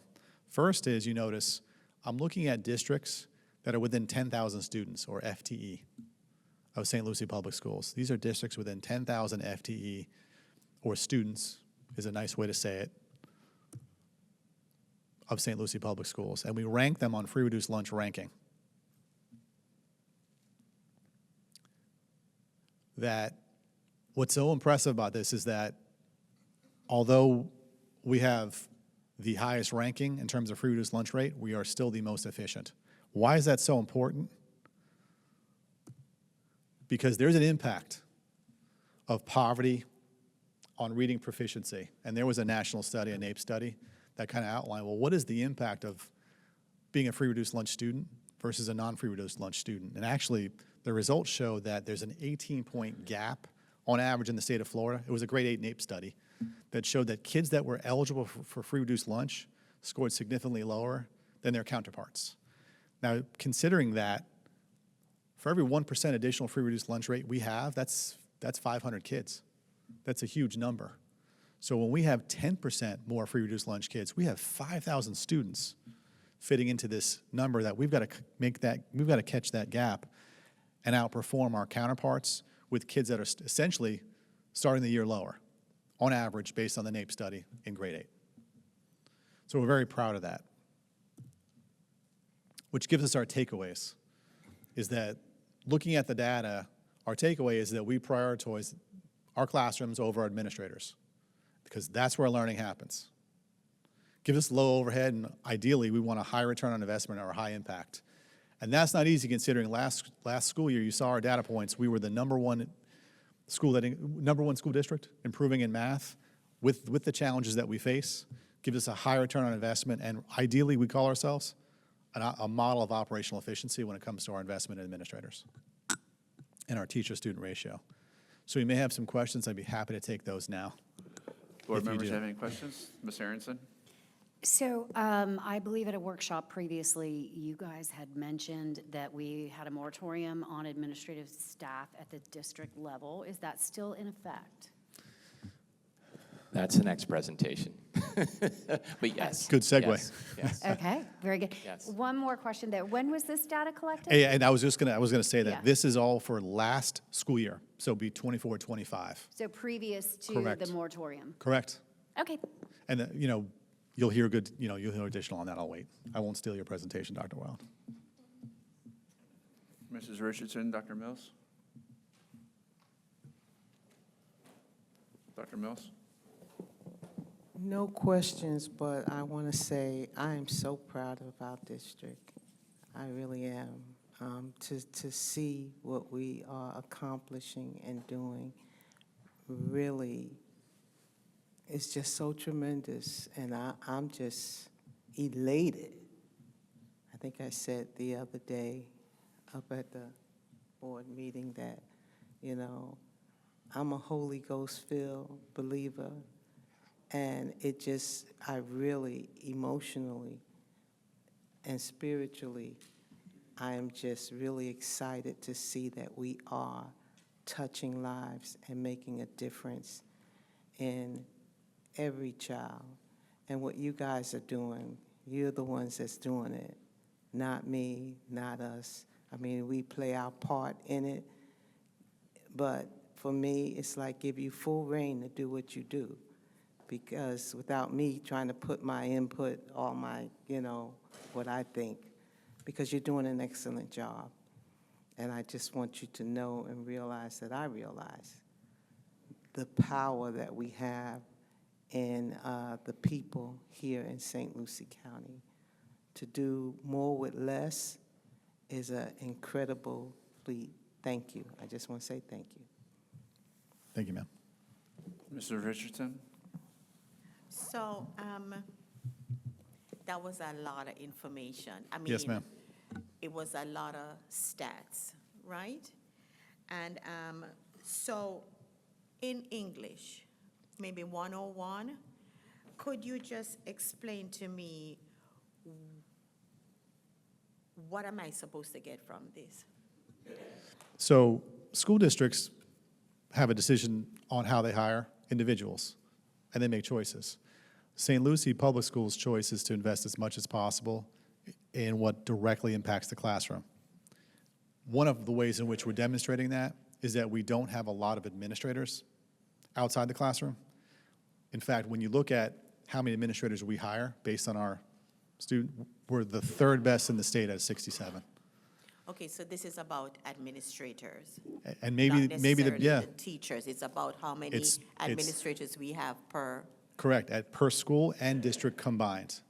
And maybe a better way to say it is that 64 of the 67 school districts spend more money on administrators based on this data from 24-25 than we do. They spend more. They have more administrators per student than we do. That's a better way to say it. All right, and that's fair enough. So when I look at administrators and efficiency, I look at efficiently spending the money. Yes, ma'am. Okay, so then I look at St. John's County. I mean, they have a lot of money up there, don't they? Oh, yeah. Right?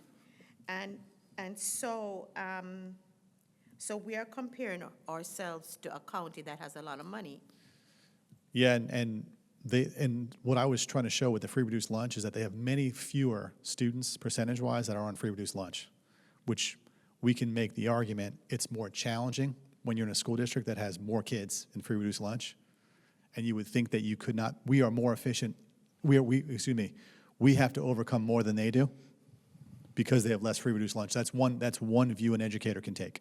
Okay, so therefore then, we are saying that because we have a high free and reduced lunch population, that because the county is a poor county or poorer county, that there is no,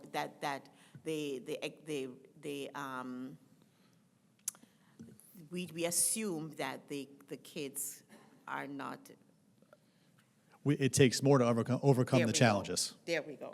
They're challenged. We have a lot of the challenges. So it's the money that drives the ability to learn? Is that? What we're saying is to make sure that our students learn the most they can, we're investing the most in our classroom teachers as possible to overcome the barriers that we have with our high number of kids on free reduced lunch. Okay, I'm trying so hard to be politically correct, but I'm just going to throw that out of the wind right now. So let me just say it this way. Because we have a poor population here, or the demographic is not as rich as St. John's. Therefore, then, the assumption is that the kids are more challenged when it comes to learning as compared to the kids in St. John that has the money, that has the parents, that has all the resources that they need to learn. Right?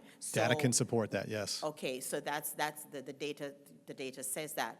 But we are saying here in this data that not because the kids or the demographic is a poor demographic, that they do have the ability to learn. Correct. Because you're putting the money into the classrooms. Correct. Or not necessarily educate, not the people that are the administration, but you're putting the money in the classroom. Correct. Is And that what we're overcoming saying? and our model is overcoming those challenges. Okay, so I guess so then I understand why we are using St. John's, but I want to make sure that the monies that, not just that we are putting the monies in the classroom, but the monies are going, how can I say, proportionately to the schools that need it the most. Because sometimes I get the impression, or previously, I'm learning, okay, I'm going out, I'm seeing, so I'm just saying this very whatever, that sometimes it's like the Hebrews, you give them the straw and ask them to make bricks. I don't want that to be happening in some of our schools. I want to make sure that the teachers, the staff is given the bricks and not straws. That they're given whatever they need, because we have different demographics, we have different ways of learning, we have different styles, we have to look at the schools, and I just want to stress to make sure that they are getting what they need. Yes. And it doesn't matter whether you're rich or poor, because different learning styles. I just want to make sure that we are giving them. So all of this monies that we're talking about, all of this efficiency, that it is efficiently that they're getting. Because I do hear stuff like, we're not getting what we need, we're asking for this. And I know I've spoken to Dr. Wilder, and she's saying, some of these things are governed by statutes, and I get all of that, but I do want to make sure that if we're talking about efficiency, that we are making sure that they are given, the different demographics are given what they need, and not straw. Sure. Okay, so I just threw it out there. Thank you. Yes, ma'am. Just to clarify for the viewers online, we're just not looking at the richest counties, but we looked at 13 different counties. We looked at Broward, Brevard, Palm Beach State, Martin, Mariana, Manatee, Collier, Lake, Sarasota, and St. John's. Oregon. The last few that I talked about, if you look to the next slide, please. One more, please. This is the slide that reaches our district. No, that's not the one I'm looking at. I'm looking at comparing our size. This is the most important one. It has Marion and Manatee. You got to keep on going a little bit further, I think. But these are the sizes that is the same size as St. Lucie County. So, I mean, I'll it's find just it for you. important to realize that we're not It's picking this out one. the richest or the cheapest. Oh, you know what? I probably have one in my, never mind, it's fine.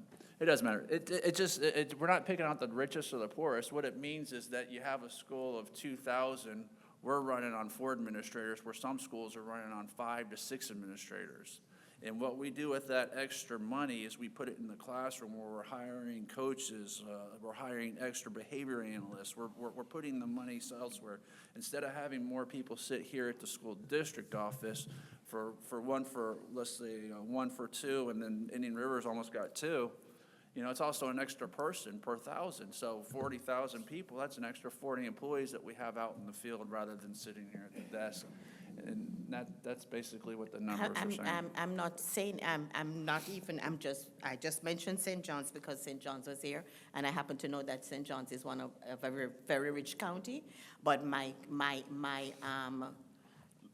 where I'm going with this is that efficiency, I want to make sure, and I'm just putting it out there, that we are not asking our teachers or principals or the schools to build bricks with straws, that we're giving them what they need. I know we are, but I'm putting it out there. I'm making sure that it's not about rich or poor.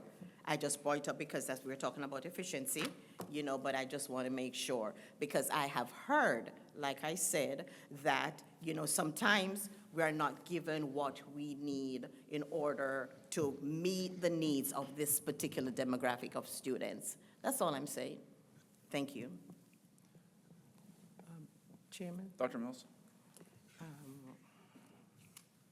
I understand exactly what Ms. Richardson is saying to us, and what she's actually saying, that what is most important, which is our students and the people that work directly with our students, which is our educators. I look at this slide here on page 64 that shows the comparison with our free lunch and efficiency, and what we've been able to accomplish in spite of having a poorer rated district. To have that A sit there and our efficiency in this area is only 3.52, and is powerful based on the free reduced lunch rate of 64%, that we have accomplished this. So we are doing what we need to do in spite of what the data is saying, and what many people go by and say it's impossible. We've proven that it is not impossible to raise up children that are on the poverty level, in comparison with the state of Florida, to really use the funding that we have to really make sure that we're doing the best we can to address our teachers' needs, our educators' needs, and not spend a lot of money in areas that is wasteful, really, because we've taken the level of administrators that we have, which also show that we have less administrators than many of these counties, and yet we are still producing what we're producing. So we're using the funding in the right places to produce the right results.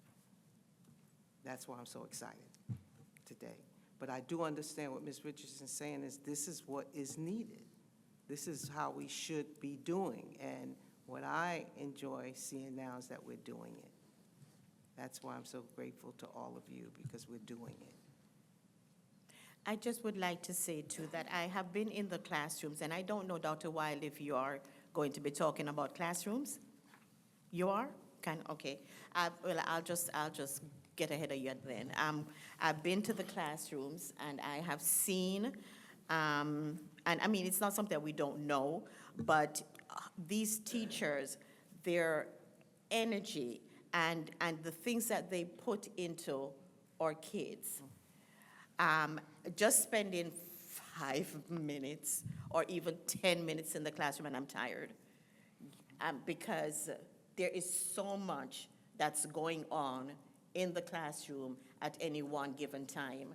I mean, they have to have eyes at the back of their heads, okay? And some of these classrooms, they don't have like an assistant, okay? So there is a lot that we're asking of our teachers, okay, for them to do the work and to bring us up to an A district. So the money does really need to go into the schools and not, you know, supervising or micromanaging or whatever, or managing. Okay, it needs to go into the schools because that's our core. It's our students. And Mrs. Richardson, I hope that now this will be the takeaway. Is that efficiency number being so low means we're doing exactly just that. We're spending less on administrators and more on where it needs to be spent in the classroom, especially now at the places where they need the most assistance. That's what the efficiency allows us to do, is to do just that. And the results we're showing are showing that we are doing just that. No DNF schools and a district grade of A with high reduced. So I completely understand where you're coming from. Oh, I mean, Yeah. I believe that we are moving in the right Yeah. direction, Yeah. you know? But Dr. Mills has coined a phrase, but we have some ways to go. Of course. You know? So I'm just saying, Yes. and I'm putting it out there, you know, what my expectations are for. Yes, ma'am. Okay. Yes, ma'am. All right. Jennifer Richardson, thank you. I just want to know, we've got 2 more schools to beat. Come on. Yeah. Stay Wow. tuned for 25, 26. All right, we ready to move on? Mr. Ingersoll? Yes, sir, go ahead. Okay. So to your point, Mrs. Richardson, you know, you talked about visiting classrooms, and we visited a few of them, and you know, I get tired watching the teachers myself, and I'm not doing anything, just the amount of energy that it takes to be successful in the classroom. And everything we've accomplished as a district has been on the backs of our teachers, and not just our teachers, everybody in the system. Because I always say that a child only needs one meaningful relationship in a school year to be successful. A meaningful relationship with an adult. And also research says that doesn't have to be the teacher. You want it to be the teacher, but it could be a clerk. It could be somebody that works in a cafeteria, food service worker. It could be a bus driver. Somebody that's going to ask you about your day. Somebody that's going to encourage you to go to school. Be that support system that you need.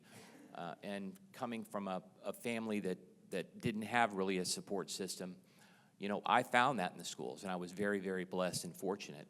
And whenever I go out and visit the schools, I'm so blown away by the passionate people we have working in our system. And the reason I wanted to share the efficiency is there's sometimes this perception that we've got all these people running around the district, and we've got all these principals and assistant principals and executive level staff, and we don't. Our enrollment has grown by 10% in the last 5 years, and executive staff is not, nor is principals and APs. We have not grown in size for the most part, and we are going to have very difficult decisions to make. I've been forwarding you, board members, the Pineapple Report. I've been forwarding you news articles on the impact of the Florida Empowerment Scholarship. And you see statewide school closures. You see very difficult budget decisions being made and discussed at board meetings. And we're not there. The good news about our district is I do think that we are planning for the future with reality in mind, with with the competition that we have with regards to charter schools and also private schools and also homeschool and micro schools and all the options that our families have. And I want our families to see that St. Lucie Public Schools is the #1 destination. And I think we are on our way with regards to, we're an A-rated district, and I expect that A to stay up there for as long as I'm here, because that is my single mission, is to make sure every child has an opportunity to learn and grow in our schools. But Dr. Wild is going to present, we do have challenges.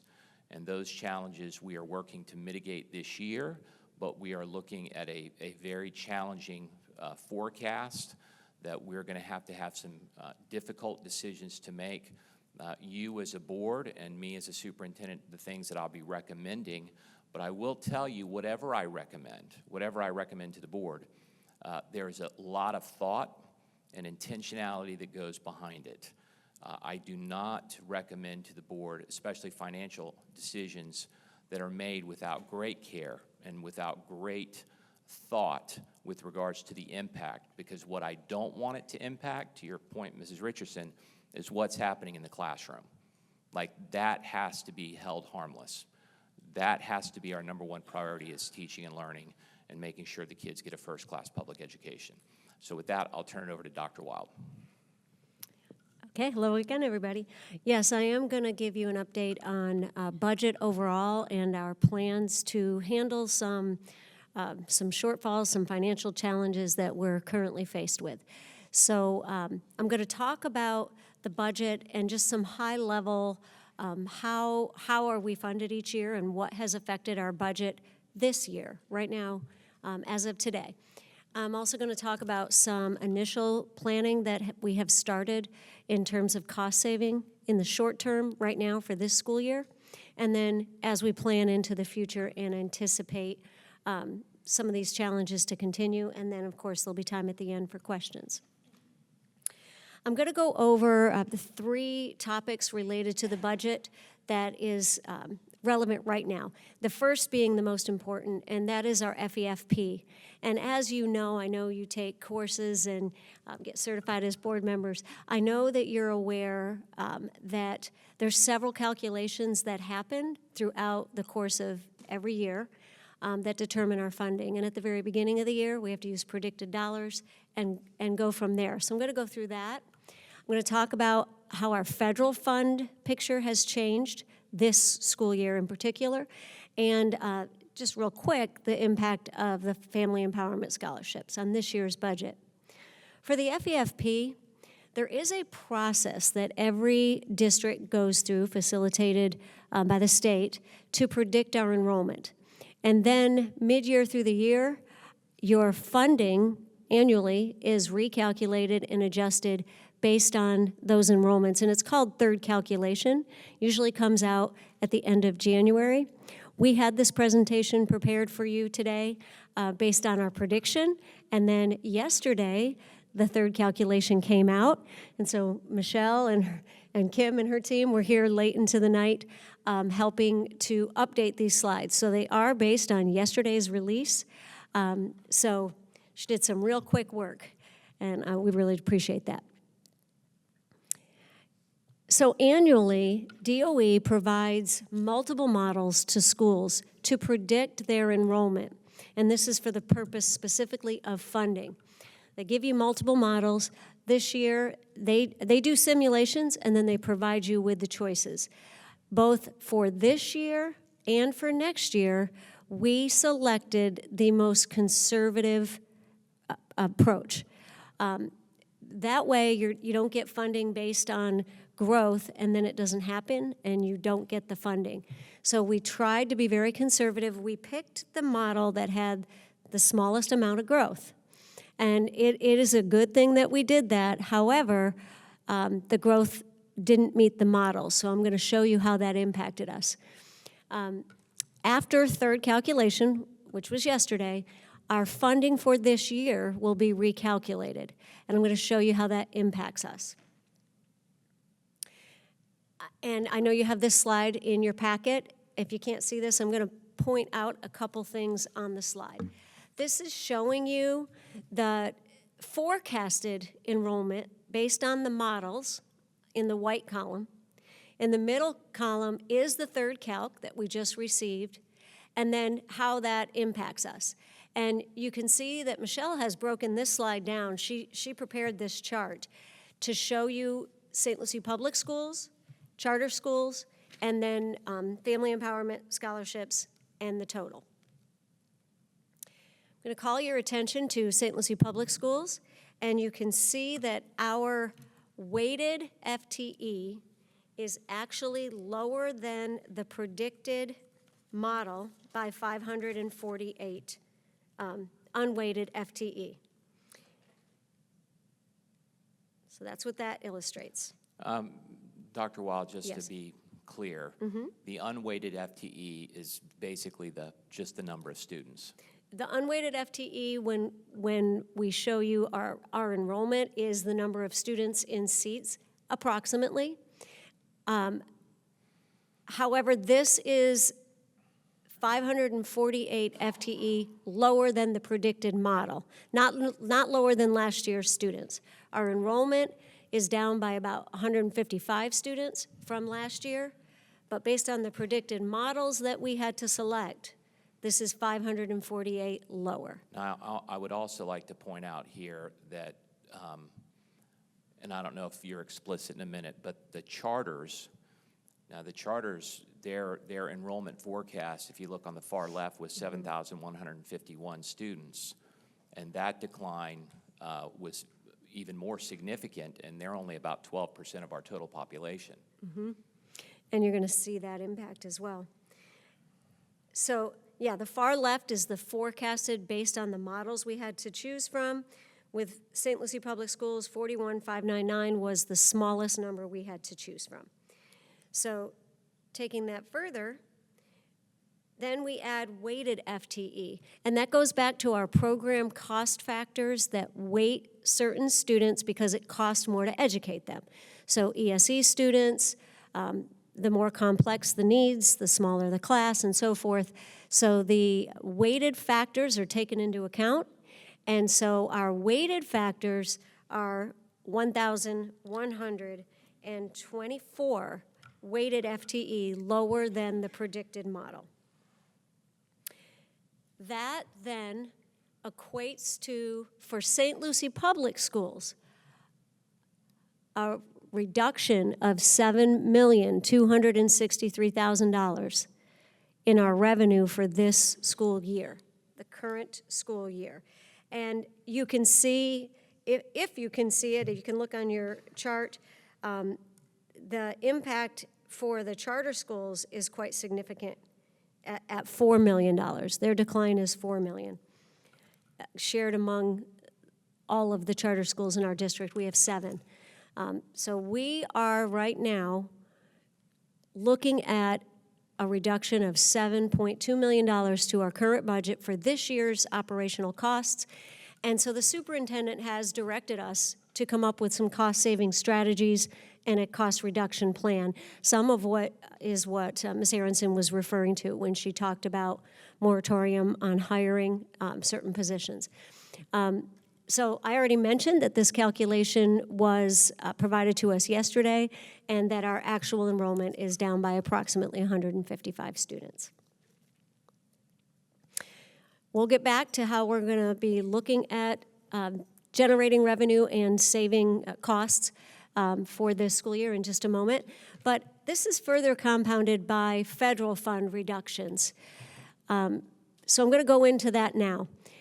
Federal funds for this year were reduced also a total of $7.2 million for this school year. And we have several federal funding sources. The main ones are highlighted here in bold that were reduced. Title I was reduced by almost $3 million this school year. And Title I, to Mrs. Richardson's earlier questions, that is the funding source that is allocated to school districts specifically to provide more to high-need schools, high-poverty schools. And that was reduced by $2.9 million. Title II was reduced by $1.175. That is for all of our professional learning, where we push people into schools, we provide training to our teachers, pull them into the building. It's also for our mentoring of new teachers for the first 2, sometimes 3 years of their career, where we provide mentoring. That all comes out of Title II. That was reduced by over $1 million.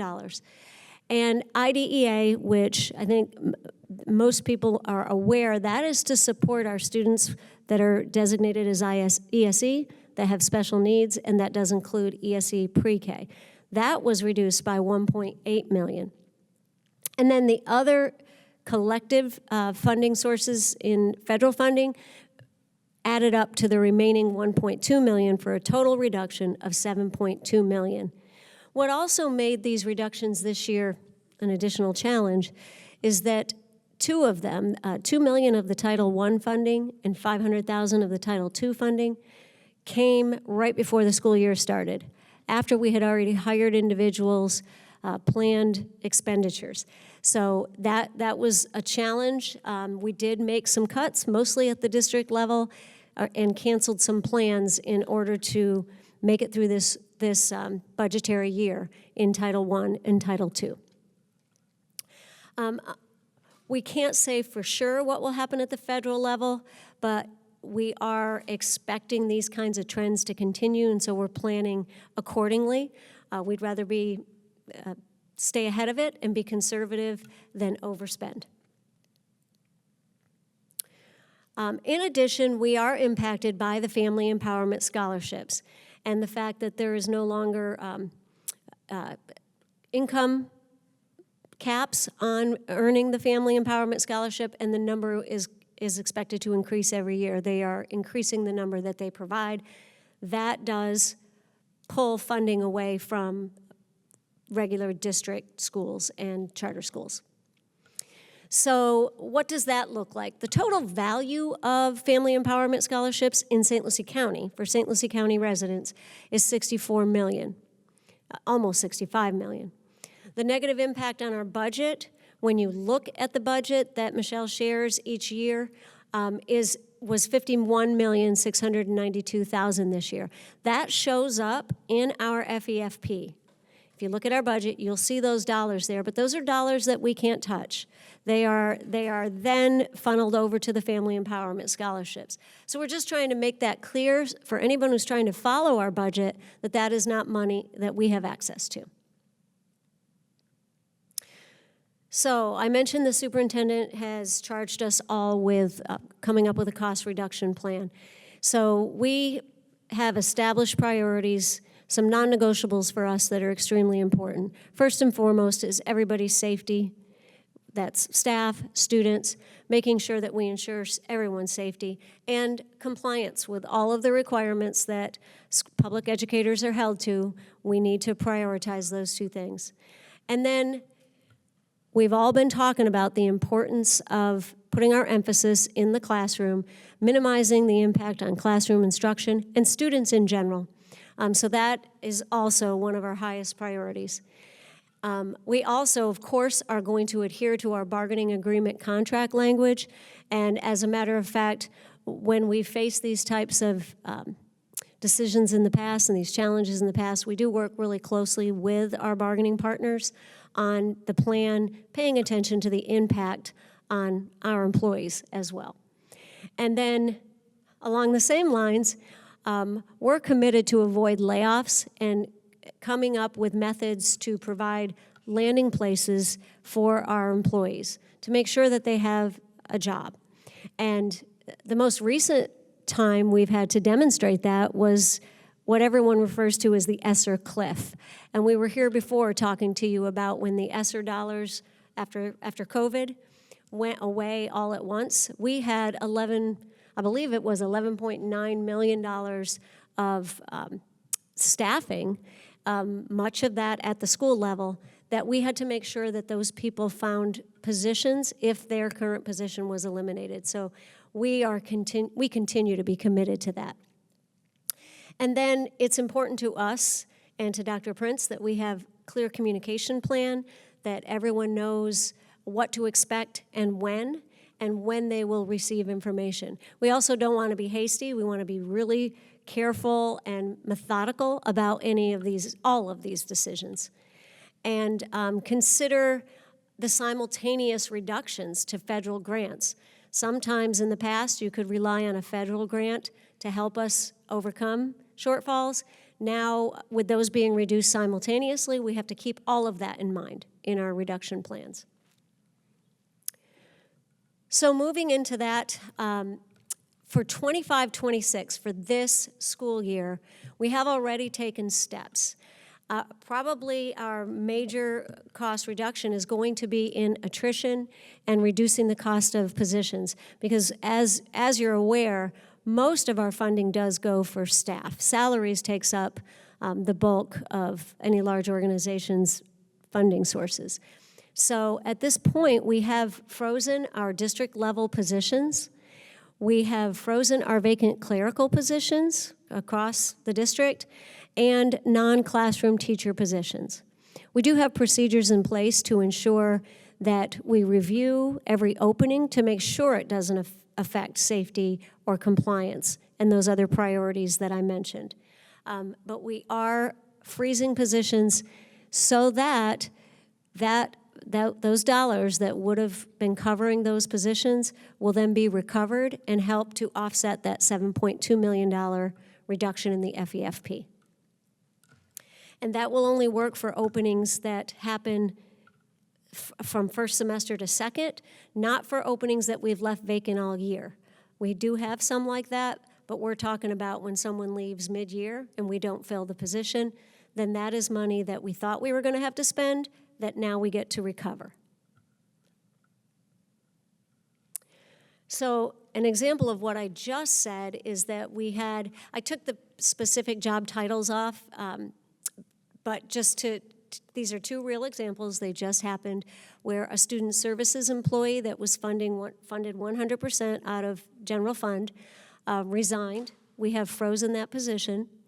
That the cost of that position, which includes not just salary, but fringe, FRS contributions, all of that, was for the annual cost was $83,000. So we expect to recover about $40,000 to offset towards that $7.2 million. We have to also be very methodical, and it can be time-consuming because the second example here was a district-level employee, but this particular individual was funded 80% through IDEA, 20% through general fund. So $10,000 will be recovered for general fund, and then we'll have to do some amendments at the state level to move some other general funded positions that are allowable out of IDEA to the rest of what was covering her salary. So there's a lot of work that goes into it, which is why you can't just instantly put a dollar amount on it, but we are planning meticulously every day right now. We are also right now exploring options to increase the number of allowable general funded positions that we can charge to capital. We already do this. We're just taking another very surgical look at it to ensure that we are taking full advantage of any flexibility allowed in the funding formula. Although doing so could require us to revisit our 5-year capital plan and maybe postpone a project that we planned on doing this year that could wait a year or two in order to help recover from this $7.2 million deficit. The second strategy here is to begin moving over-allocated positions from former turnaround schools into open positions.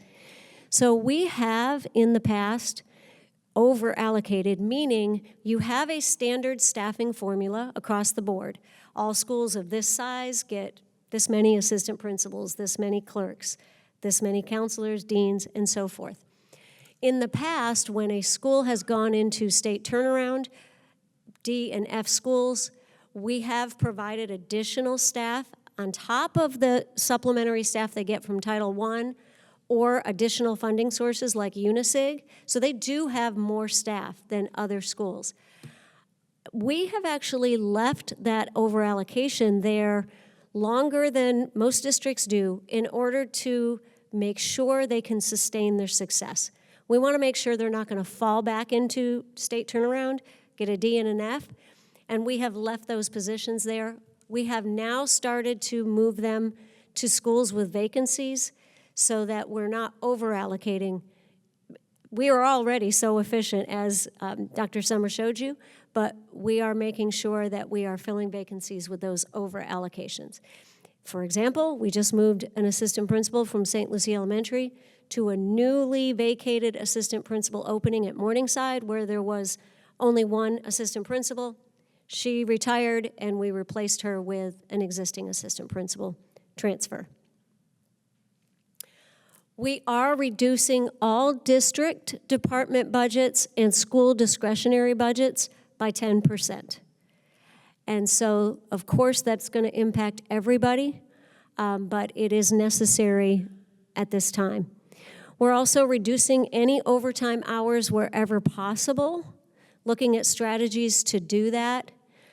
For example, making sure our systems are really tight for alarms going off on the weekend and having to call people out for overtime hours, working really hard to reduce anything there that we can. We have frozen travel to conferences unless it's required by a grant. There are some grants that require that you attend conferences or participate in some learning in Orlando or somewhere. If it's required deliverable in a grant, we will still allow it. But overall, we have frozen. This is for adults, adult travel, teachers, administrators going to conferences. We are reducing our HVAC run outside of instructional hours, where we can just turn up the temperature a little earlier to reduce run times. And we are determining how much we are going to save this year from lower gas prices. We know this fluctuates, but we expect to benefit some right now from depressed diesel prices. I'm going to move into 26, 27 because we know that this is going to be a continuing trend for a little while. And just to go back to the FEFP for a moment, I mentioned that for next year, we also picked the most conservative model for funding. However, the most conservative model still predicted growth. If that doesn't happen, then we will see this type of reduction again next year for third calculation. However, now that this trend has started, we'll plan for that. We won't budget for the entire amount. We will anticipate that we might get less. So we're going to be watching that really carefully, and we'll explain that when we do next year's budget and get all those numbers. We are conducting a comprehensive review of each department's organizational structure. We are looking at certain roles to see if they might be reclassified, or somebody's role could be expanded to take on additional duties. Our goal is always to ensure that we're using our resources wisely. You can see that on the slide, and we continue that, which is why we have that efficiency data. We did put a few of these slides in here as well, just to remind anybody who just tuned in from home and didn't see Dr. Summers' presentation, that we are already operating so efficiently, third in the state for efficiency. So there isn't a lot of places to cut, but we're taking a really surgical approach and taking a look everywhere, under every rock. So this is just a reminder of our ranking third in the state across all 67 districts for administrative efficiency. And these rankings are pulled from data that is published on the DOE website, and the funding source for the administrators is not taken into account. It doesn't matter if it's an IDEA-funded administrator, Title I, whether it was ESSER, doesn't matter. It's administrator is an administrator, and they're all counting equally in this data. Okay, looking at strategies for 26, 27. Like I said, we're going to look very carefully in each department. Each chief is going to be meeting with each of their directors, executive directors, and looking at, is there any opportunity for cost savings, streamlining operations in every single district department? This is above and beyond the budget cut that they've already seen and above and beyond the freezing of current positions. We're going to be looking at alternative methods of work, and then we will report back whatever strategies are generated, and we will then meet again and involve our CFO, Michelle Thomas, to ensure that nothing was missed. So we really are doubling down on taking a close look at district operations. At the school level, we are going to be collecting feedback from our principals. We are going to be looking at our allocation formulas. I mentioned that there's a standard formula, and it relates to how big does a school need to get in each grade configuration to earn additional positions. We're going to take a look at that for opportunities. And then we might be looking at specific job titles across the board that we could find other ways to accomplish that work to save money moving forward. Taking into consideration all those things I mentioned earlier. We are also eliminating the extended hours at the 4 schools that remain that get the additional 20 minutes. Those are schools that used to be in turnaround. They've successfully sustained their grade status, so it's a celebration at the same time. And that will yield $640,000 back into our budget next year. We're reviewing our capital outlay plan to determine options for places where we could save money by delaying projects. We are seeking alternative funding sources.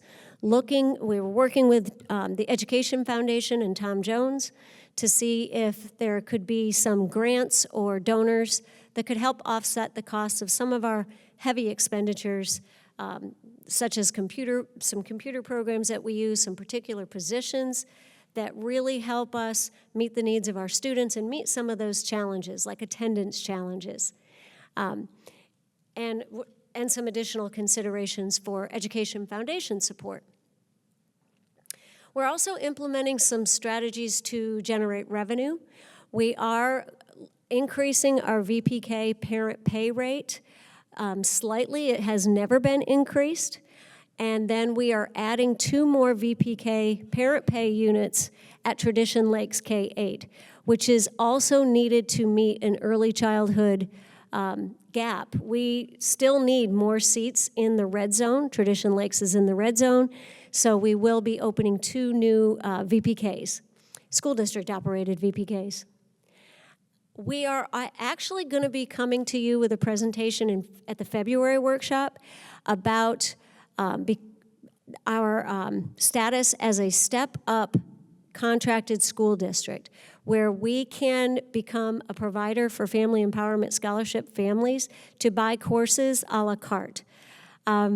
So what that means is if a family is a PEP scholarship recipient, which means they're a homeschool student receiving the dollars that's called PEP, Personalized Education Plan, they can decide to come to one of our schools and take a course or 2 courses and pay tuition.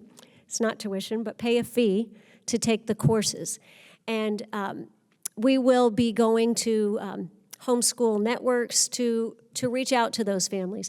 We are on the Step Up website now as an approved provider, and we do have some courses out there to pilot this year and learn how the system works with Step Up. Bridget Hargadine has been working on that, working with the families to sign people up. And next year we expect to have a lot of courses out there, and we're going to go into detail with you on that at the February board workshop. We are also seeking Education Foundation support and any other source that we can find to establish evening programs, community schools, community and adult high school programs in the evening in our schools. Once that is established, those programs can be self-sustaining.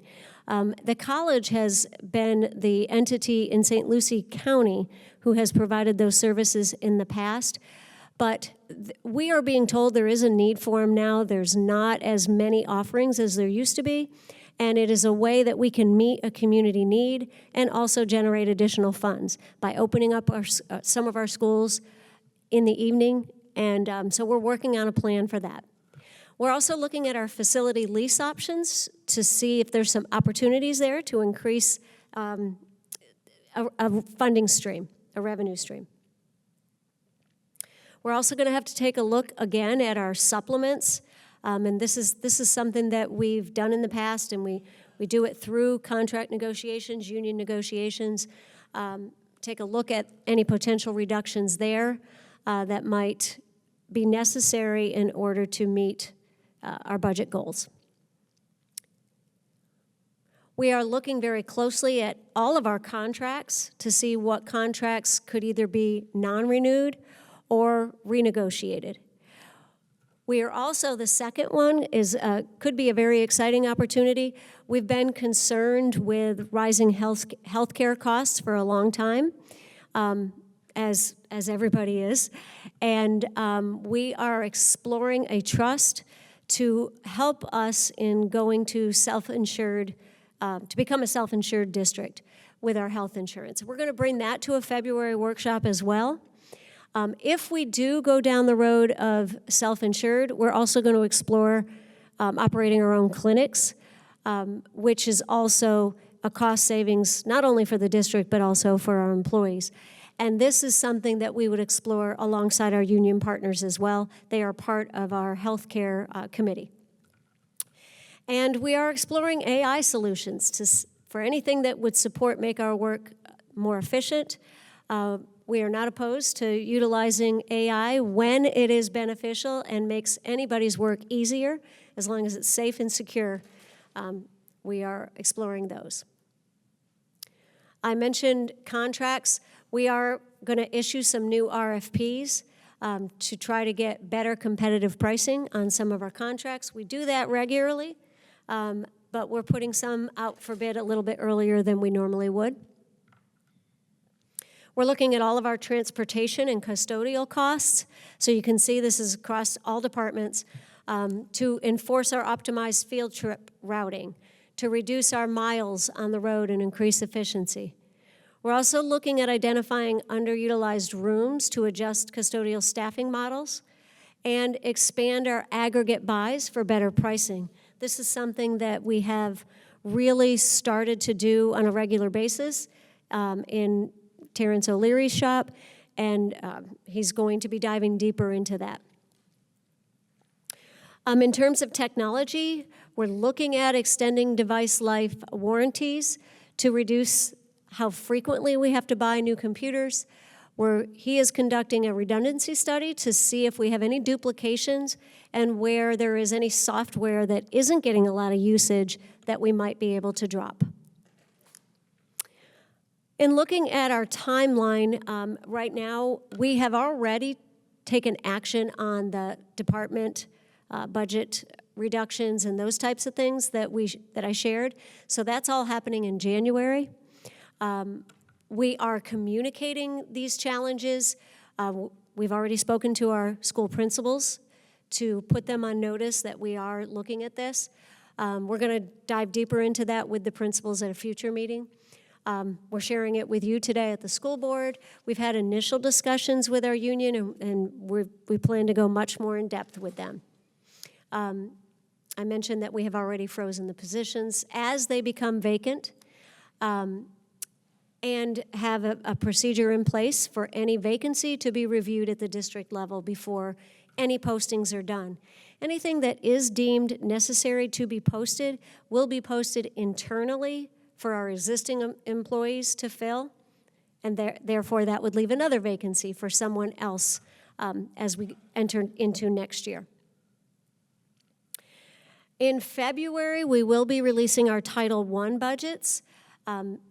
In the third week of February, we will conduct an input study with our principals to get their feelings on potential savings. We'll complete all of our district analysis of potential savings. We'll ask our employees who intends to return. That does help our principals and our district HR department plan for next year. And we will be collaborating with our union partners as well. In March, we will release any updates to our school-based staffing allocation formulas. We will provide principals with that. We also have a process annually for allocating staff to our schools based on their anticipated enrollment. We will take care of all of that in March. And then we will begin placing anybody who is affected by any budget reductions we decide to do into positions, allow for transfers before we open up positions to outside applicants. We will take care of our current existing employees. Much the way we did with ESSER most recently. March through June, we will continue to monitor placement, make sure that everybody gets landed in a position that's appropriate for their skill set. And then we will open internal postings to outside applicants.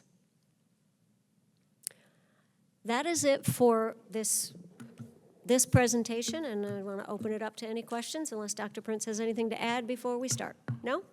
Okay. Ms. Aronson?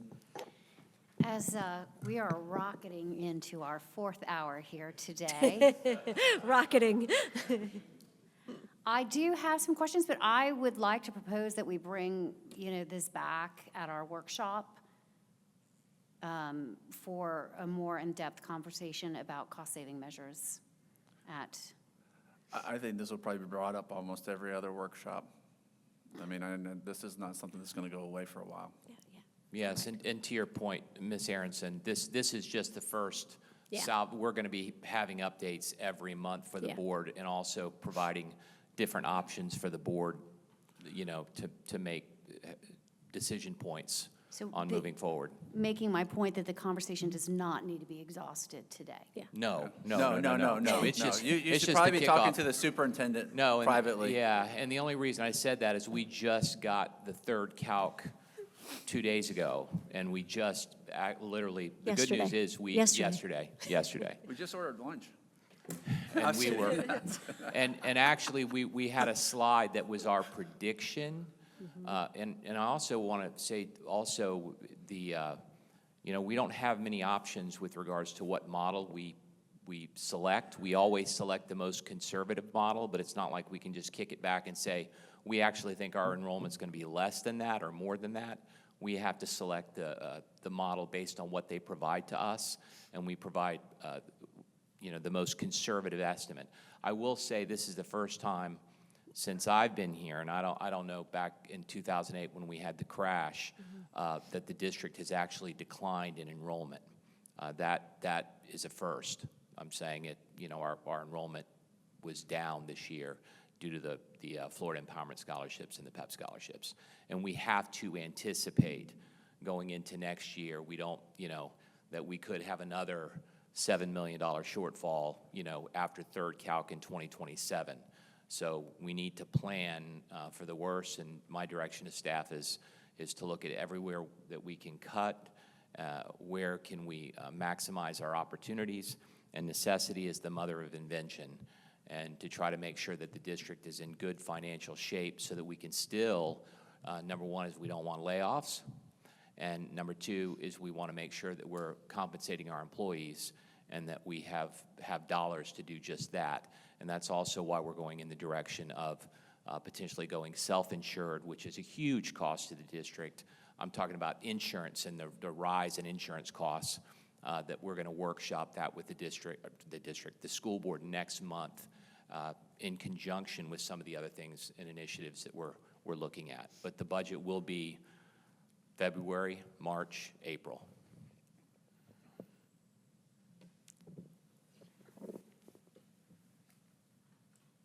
Any other questions? Actually, I don't have well, I do have questions, but I just wanted to say that on page 47, that for the step-up contract or the a la carte courses, the events, I think that's brilliant. Thank you. I think it's brilliant. Thank you, Ms. Hargadine. In so many ways. So thank you. And also, that $7 million, that deficit, that $7 million, didn't we know about this before this happened? That there was going to be, or did we anticipate a decline or? No, this is based on the predicted. We knew about it. We had a predicted model that we were coming today to present to you. Right. But yesterday is when the hard data landed. So, no. Okay, what I'm saying is, did we not expect ahead of this year, or when everything started to kind of go south, that we were going to have somewhat of a decline? No, there was no predictive model. Every one of our, the studies that we've just went through anticipated, we've been, climbing between 500 and 1,000 students annually. There's no way to predict the impact of the Florida Empowerment Scholarships. And there is a silver lining for us here, and the silver lining is this: because we've had so much growth, and there are still a whole lot of single-family homes going in across the county, we are not seeing the drastic, the bottom dropping out of some of the other districts in the state that are in significant financial crisis. We're in good shape, but we just have to make sure that we're in great shape. So we have to go through this exercise, but there was no way to predict that, to your point, Mrs. Richardson. Okay, because I know you, the thought is, or the thinking is that it's not going to get any better anytime soon. So, I mean, we're in terms of predicting more deficit, right? Yes, So that's something that we need to, give it a figure, give it another 7,000 and strategize or try to, make sure that we work within. Yes, ma'am, and that's exactly That's what I- what we're going through. That's what we're planning, and those will be the models that we present the board, is how we're going to, our recommendations to address what we anticipate will happen, not just this year, but next year as well. Right, for the years to come, so that we are not Yes, ma'am. blindsided. And I see these considerations for the cost reduction planning. And one of the things that kind of concerns me, and we understand that our students is our core. That's who we cater to. But we have to but consider the staff, right? And so according its salaries are important. That salaries takes up a lot of, or the budget, okay? So my concern is that when I go to the supermarket, I'm spending a lot of money. I don't even go with a budget anymore. I just pick up what I want to eat because I'm sorry, I'm going to eat, okay? So, everything is expensive. Housing, electricity, gas, everything is expensive anymore. So for me, the concern is when it comes to salaries and how we're going to address that. I don't have that answer for you right now. I know we don't. Yeah, I know it's a Again- priority. Again, Yeah. I'm just saying that that's Yeah. a concern. That is a concern. And I'm talking about not the people that are necessarily making a whole lot of money or making money that we can live on. It's the ones that don't. That is my concern. And I'm not talking about just teachers, and I'm going to use the word educators. That is a concern, and that's something, I know we're 4 hours into our meeting, but that's something that, definitely I'm concerned about. And we share that concern. We first have to be concerned about jobs and then salaries, for sure. I get that. Yeah. That we're going to secure the jobs. Yes. And I want, for us to understand, yes, we are going to secure the job. That's something we are looking at. But when we're talking about salaries, that's another, and I'm not going to go Of there course. today, but that is a concern. I want our staff to be able to go to the supermarket and be able to eat and not live We in all their do. cars or whatever. Of course. That is a concern. And with that, I yield.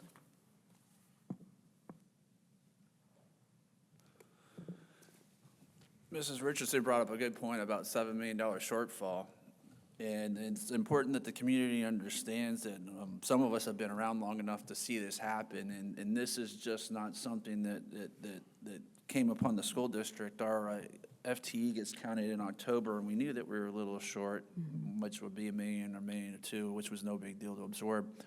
But when politics comes in play at the federal level, and things get voted on and things get turned down at the federal level that we're not anticipating, that's where the $3 million or $4 million of Title I funds, and I'm just throwing numbers out there, I'm trying to play as close as possible. You can't base your, I mean, we would like to, But the school district can't wait till August or October to figure out how we're going to spend because we've already hired employees for the year.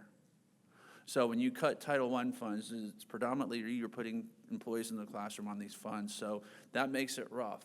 That's when politics comes into play. And I'm not saying local or state, but at the federal level, that's where it really makes it difficult to plan. So I appreciate our district staff coming forth and sharing this information, and obviously Ms. Aronson, Dr. Mills and Ms. Hawley and Mrs. Richardson, we're going to have a lot of decisions to be making for the future, because the superintendent isn't just looking for this year, we're looking for years out to see how this is going to impact this. And it'll be interesting. So I thank you, Dr. Prince and Dr. Wild, for bringing this to the board. Oh, yeah, I'll just, if you're reading the pineapple report, I don't even know why they call it a pineapple report. But if you read the pineapple report, you know, some districts have closed close to 10 to 20 schools in their school districts. You know, we're fortunate to be able that we've been very vigilant with the taxpayers' money, and we've watched it. And, you know, this is just, you know, a great tribute to our staff. And when we build buildings, you know, we don't build Taj Mahals. We're building them on budget, on time, and efficiently as possible, as opposed to other school districts. So just think to our citizens of St. Lucie County, we're doing our best, and whatever money we get, we try to make sure it's in the classroom. Any other questions, concerns? Dr. Prince, is that it? All right, this meeting is adjourned. Thank you.